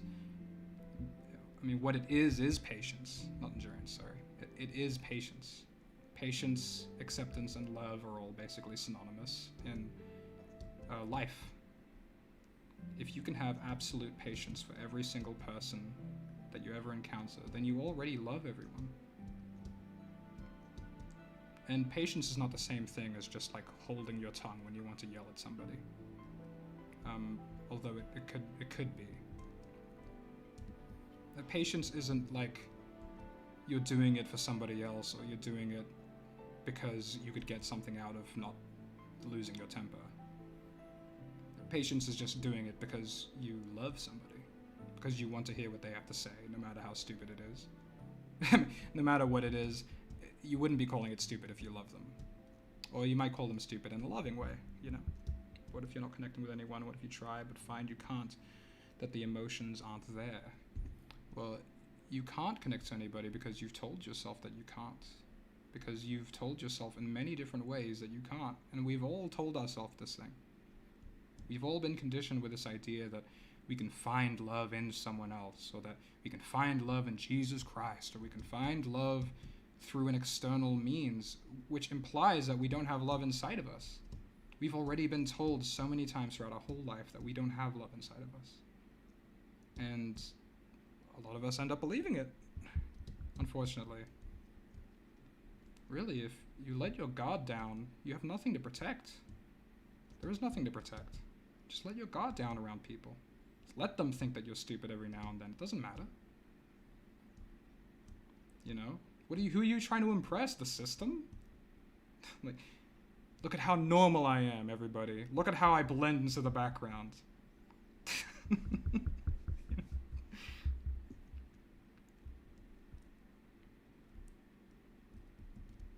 No harassment or any sort of politics, please. Well, that last part is insanely broad. Politics is a very broad subject, so politics is just a perspective of the world. Politics just naturally is a part of this stream in the same way politics is a part of any kind of content that requires the idea of morals in society. But no harassment, yes, I agree. When people say no politics, I always hear it as a form of insecurity, like I don't want people to challenge my beliefs on politics. You know. Which is fine. Obviously you don't have to have your beliefs challenged. That's just up to you. But if you don't like it, then I'm not going to change for you, if that makes sense. I'm just going to talk about whatever I want.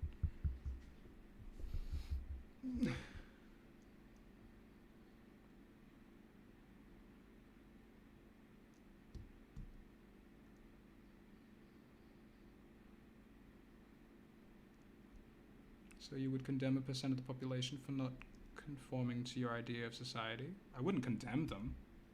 No, definitely not. I might have a preference for a system that might end up condemning, but I wouldn't want to condemn. I would just choose a system that has less condemning. But a system that has less condemning still has condemning. You know, neither system is perfect. And when I mean neither, I just mean in a particular two-party system that might be relevant right now. Yeah. I wouldn't condemn, I wouldn't discriminate or shit on somebody just for having the beliefs, you know. I might shit on the beliefs, but I don't want to shit on the person. And of course I won't be perfect about this. Like sometimes I might just be like, yeah, fuck this guy, fuck this entire, this organization or whatever. But that's only when I'm in a bad mood, you know.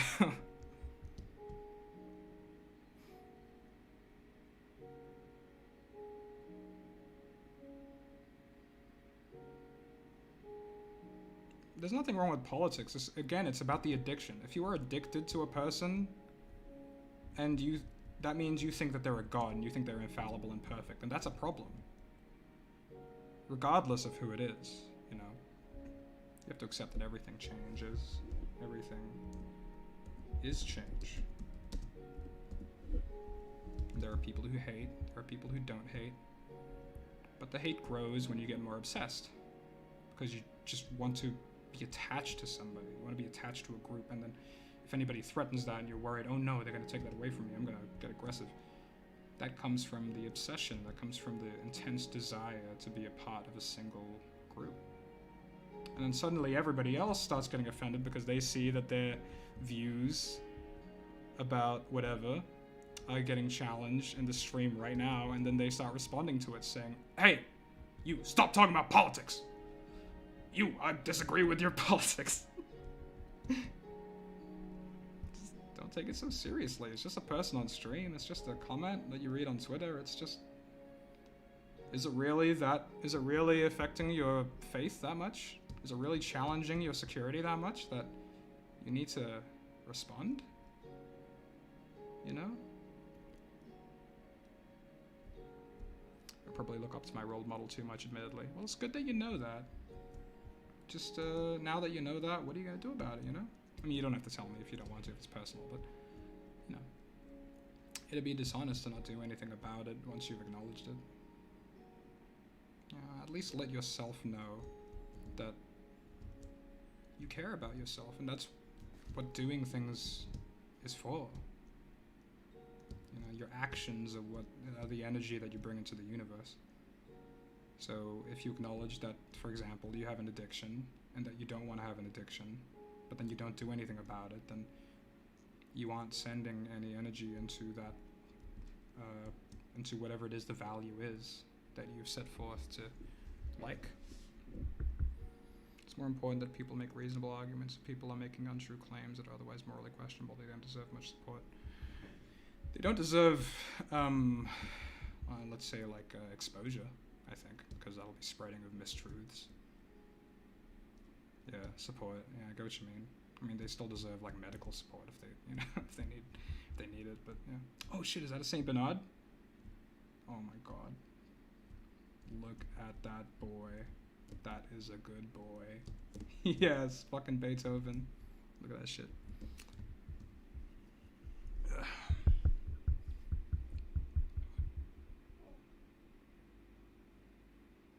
I can understand that some sociopaths have to be locked up because they cannot not break the law, but if they can live normal lives, they should not be thrown to the dogs. But if they can live normal lives, they should not be thrown to the dogs. What is normal, you know? I mean, if you are harming somebody, then you can lock them up. That's just because I mean, the only incentive you have for locking up somebody who is harming somebody is to stop them from harming. So it's not an immoral thing to lock someone up for doing that, I don't think. If you're locking them up for a different reason, you know, like for free slave labor like they do in private prisons, then yeah, definitely.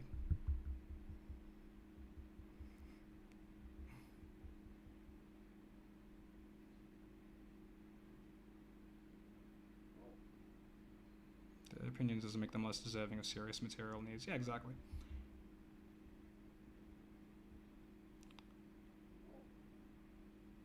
Do you enjoy the world as it is right now for you? Sometimes. Sometimes I enjoy the world, sometimes I don't. There are aspects of it that I think could be more harmonious and more in line with what we really do need as people. But at the same time, everything is perfect and imperfect, and I think accepting it is the first step. So yeah, there are plenty of things in this world that I would like to change, but I have to truly accept it first before I could change it. And that's the tricky part, you know? Sometimes I get torn between my politics and my spirituality, because a lot of my spirituality says that everything is fine the way it is now. And I do truly believe that on one level. And on another level, I do have goals and preferences that move me in these ways. As long as I don't get too attached to these goals, then I will be able to achieve them. Here I am getting high on this this black liquid. It's difficult. I've been trying for years not to put them on a pedestal, but I keep messing up. I know they're just a person, and by doing so I'm creating an unhealthy comparison, yet I still fail. It's okay. All you can do is forgive yourself for failing. If you can't forgive yourself for failing, then how many times will you fail before you know? Forgiving yourself is really important, because not only will it stop you from, but it'll also make it easier for you to achieve that goal. Of well, any goal, really. I found the poo lake you were on about. The poo lake. Magic isn't real, Lord Bung, come on. Did I say magic was real? I don't remember saying that. Magic, with a K, is just a perspective change. You can talk about it from a completely secular psychological point of view. And in that way, magic is real. It's just a name given to things. We get so obsessed with grammar and words that we just like to say things like magic isn't real, and what is the point of that aside from you being insecure that magic might be real? Is that why you're saying it? Why else do you feel the need to tell somebody that God isn't real, for example? Do you think you're helping them? You aren't helping them. You aren't helping anyone by just saying something that you think is true to somebody who disagrees. You're doing that for yourself. It's just for your own benefit, you know? You want to feel secure in your beliefs, so you say something like that to somebody else. Maybe to provoke them, maybe to discourage them, maybe to change their mind. Because it's about you, in that case. You want it to be about you. But it isn't about you. Every single human being is a wildly unique person with their own story. Their own weaknesses, their own narrative, their own strengths.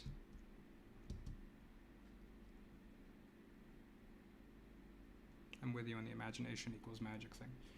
Yeah, I have a teacher. I have a few teachers, but I have a teacher who teaches magic, and the entire thing essentially is that you are just tuning into positivity so that you can reach your goals.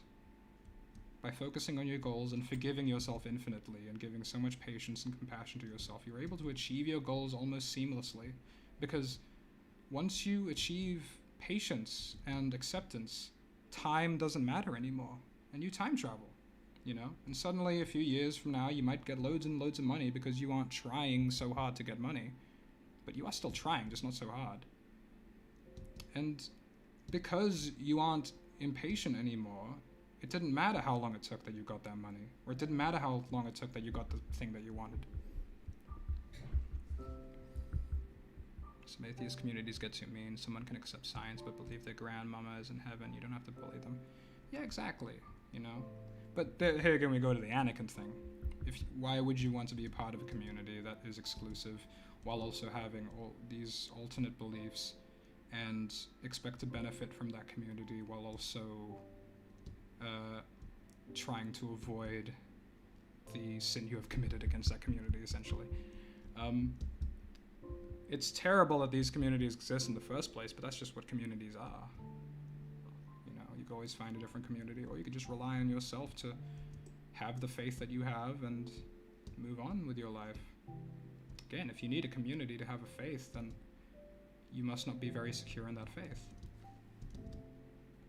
It's not to say community is bad, but if you need a community, you know, if you need it, you don't need it. My reality is one where the material world is all that exists, one where people should be more equal. The reason why I say assertive statements is to try to force this reality. But you can't force any reality. If you try to force anything onto anybody, they just go the opposite direction. The same thing goes for yourself. If you try to force happiness, you only get suffering because you're never going to reach that expectation of happiness because it's infinite.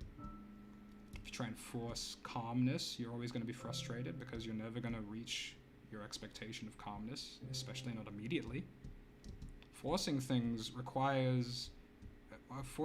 creates an anxiety that says it needs to happen right now. And you are definitely not going to get that right now if you force it. That's just basic laws of the universe.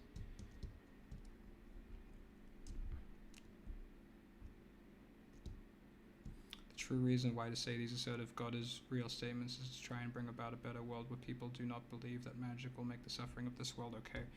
Well, that's a very, very black and white thinking of the world, because you're assuming why people believe in magic, and you're assuming why people believe in God. Because that's how you would believe in God if you believed in God. Because if you believed in God, you would believe in this black and white system of it'll either work or it wouldn't work absolutely 100% of the time. It's a lot more nuanced than that.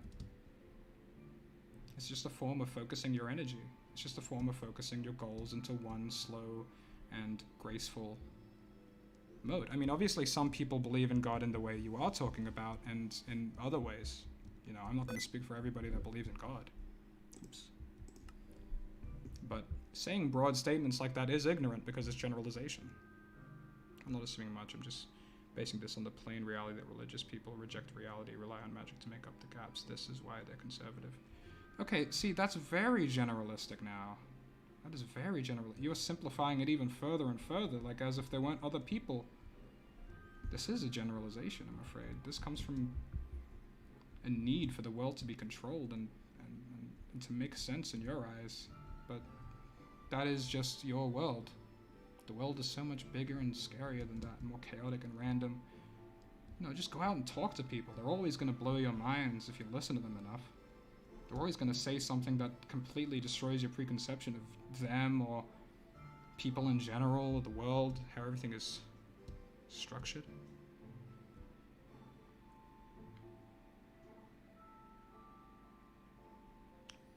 And lacking empathy does not mean a complete lack of humanity, because people who lack empathy will most likely wish to coexist with everyone else, as that makes their life easier. Yeah, I mean, like, a lack of empathy doesn't mean a complete, total non-empathy. It just means a lack of empathy. Like, you have less empathy because of maybe a psychological issue, or maybe something happened in your childhood, or maybe it just didn't benefit you at this point. You know, up until this point, I mean. Does that mean they can't change? No. Everyone can change. Everyone changes. It's this tendency to put people into these little boxes that makes us feel comfortable, but it doesn't actually mean that this is how reality works.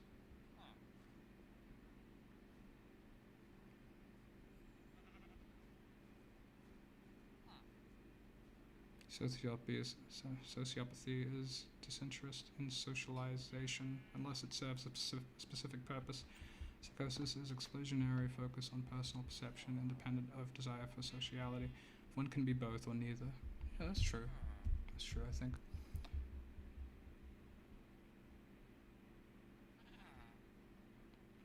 Well, in my opinion, how a race is made if Adam and Eve were the only humans alive based on Christianity? That just doesn't make sense to me. There isn't any way I think how their race is. Well, you're kind of missing the point. I mean, there are Christians who do believe in that, like, literally. But that's not the point. The point of these stories is that there are messages behind them about human psychology, about how humans work. And the point of these stories is to help you remember them so that you can ideally live a more careful life. Or to, well, a religion, I mean, I agree with you that I don't really like religion because it fossilizes a philosophy, and it says, okay, well, now these are the correct ways of thinking, and every other way of thinking is incorrect. That's just ultimately what religion does, is it creates that hypocrisy. But that doesn't mean that they are completely useless. You can find truth in everything. You can find truth in literally everything. That's what I mean when I say that the universe is your teacher. Everything, including everything that you hate, especially everything that you hate, can teach you truths. You feel so strongly about them, why not take advantage of those feelings and try and learn about yourself? Through all of these pains and truths and etc. You know, why does it hurt you so much? Why does it offend you so much that people have religion? Why do you feel the need to take an entire group of people and simplify them? Is it because you're afraid of how complex it actually is? Because you don't want to believe that anybody who disagrees with you could ever be complex as you? You want to believe that you are a complex person and everybody else is simply a moron. Well, let me tell you, is that an honest way to live if you think that you are secure in your own beliefs? You're not secure in your own beliefs if you're calling everybody else stupid. That means you're afraid of you being stupid. That's why you're calling other people stupid. It's as simple as that. This is deep for Minecraft. I haven't been able to catch your stream in a long while. Well, thank you for joining me, Chase.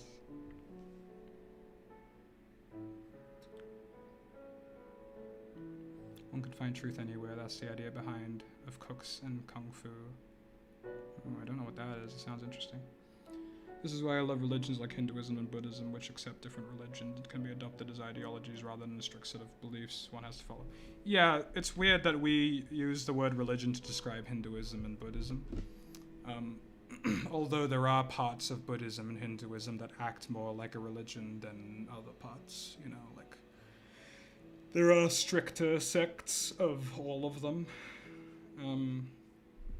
But you know, that's just what happens. Whenever any large group of whatever occurs, there's always going to be a more conservative group that tries to keep it from vanishing by hurting other people.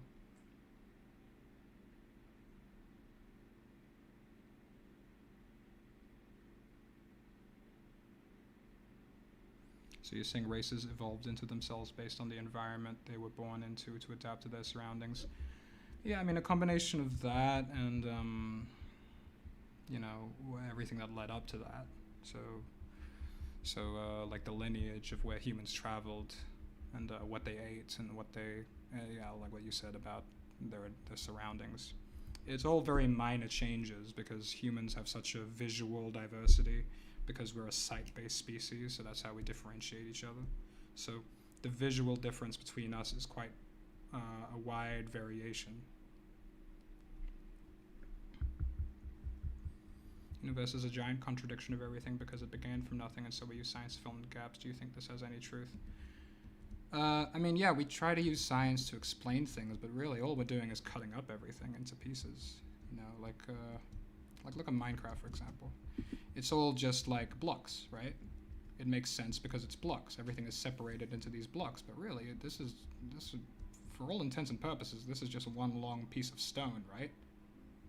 We've just divided them into blocks, and now it makes sense to us because we can measure and calculate and transfer to other people. On a less serious note, how did you break your ass? Thank you for the $2, David Hoffman. I think I had a video that said I just fell down some stairs. Yeah, this was a long time ago though.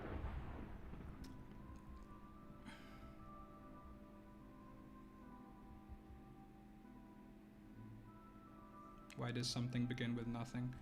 Well, something can only exist with nothing. You know? Something and nothing are just words. They're just labels that we put things. When I broke my ass, it was because my buddy kicked me down a flight of stairs. Right in the ass. Oh no. There is simply... in the Kabbalion, I'm reading the Kabbalion right now, which is about Hermetic magic and the lore of the universe. There is simply the all. The all is, you could say it's everything. The universe exists inside the all because the universe is just a concept. So is the word all, which is why I say it's very difficult to talk about these things. Because everything I'm using to try and explain these ideas to people, you know, explain, fucking, it's just words. It's just concepts that require context and have different contexts to different people. So it's difficult to explain. What mod is that? This is Crundycraft.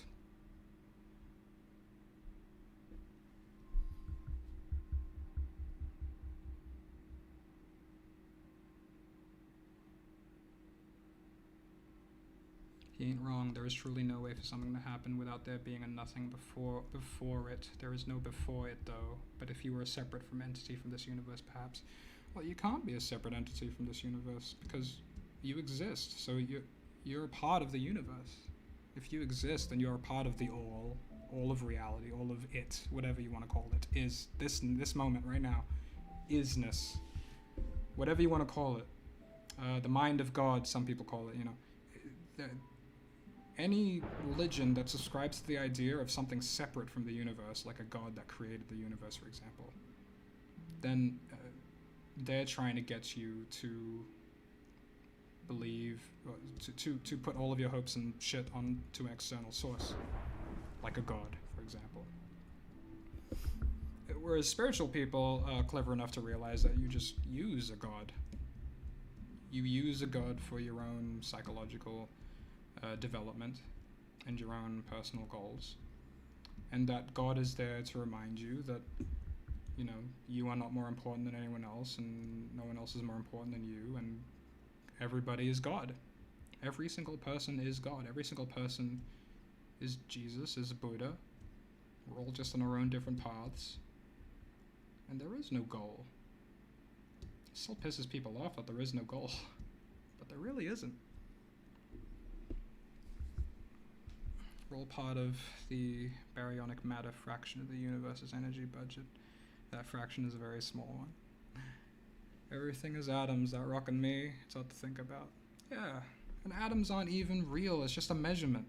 You know, like scientists already talk about now that the universe is just fluctuations of energy, and that objects are just the collisions of energy in this form that we think are static. But everything is actually just moving at a different speed. Like you look at a rock and you think that's static. No, I mean it corrodes eventually. It changes. Everything changes. Everything changes when exposed to different things, and because everything changes, then everything will end up exposed to different things, and therefore everything that you think hypothetically is hard to destroy will eventually be destroyed. Everything changes.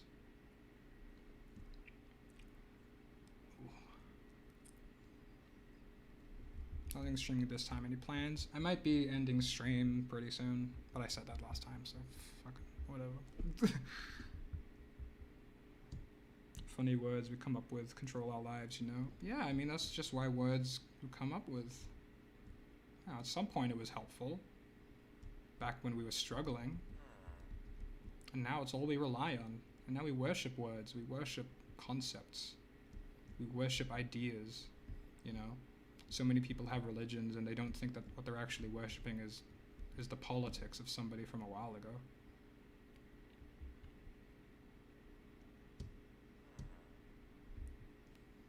As someone who's agnostic, I can understand both atheism and religion. I experienced something I've had anyone else experience, perhaps if there was an explanation, but there isn't yet.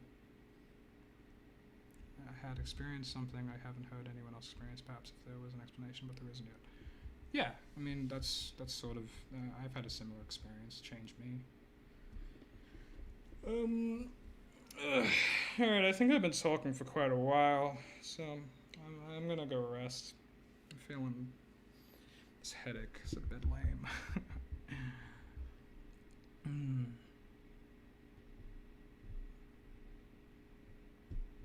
That feel when phasing through the earth because atoms are indistinguishable from their collective. At a small enough scale. See you losers. Before you end your stream, Bung, have a good rest of your day. Thank you. Praise be Webster, his name's blessed. You should record these, they're worth saving. Oh, they're all on the streaming playlist that I have on my channel. Don't worry. Alright, let's getting out of here. Alright, have a lovely morning, evening, or night, everybody.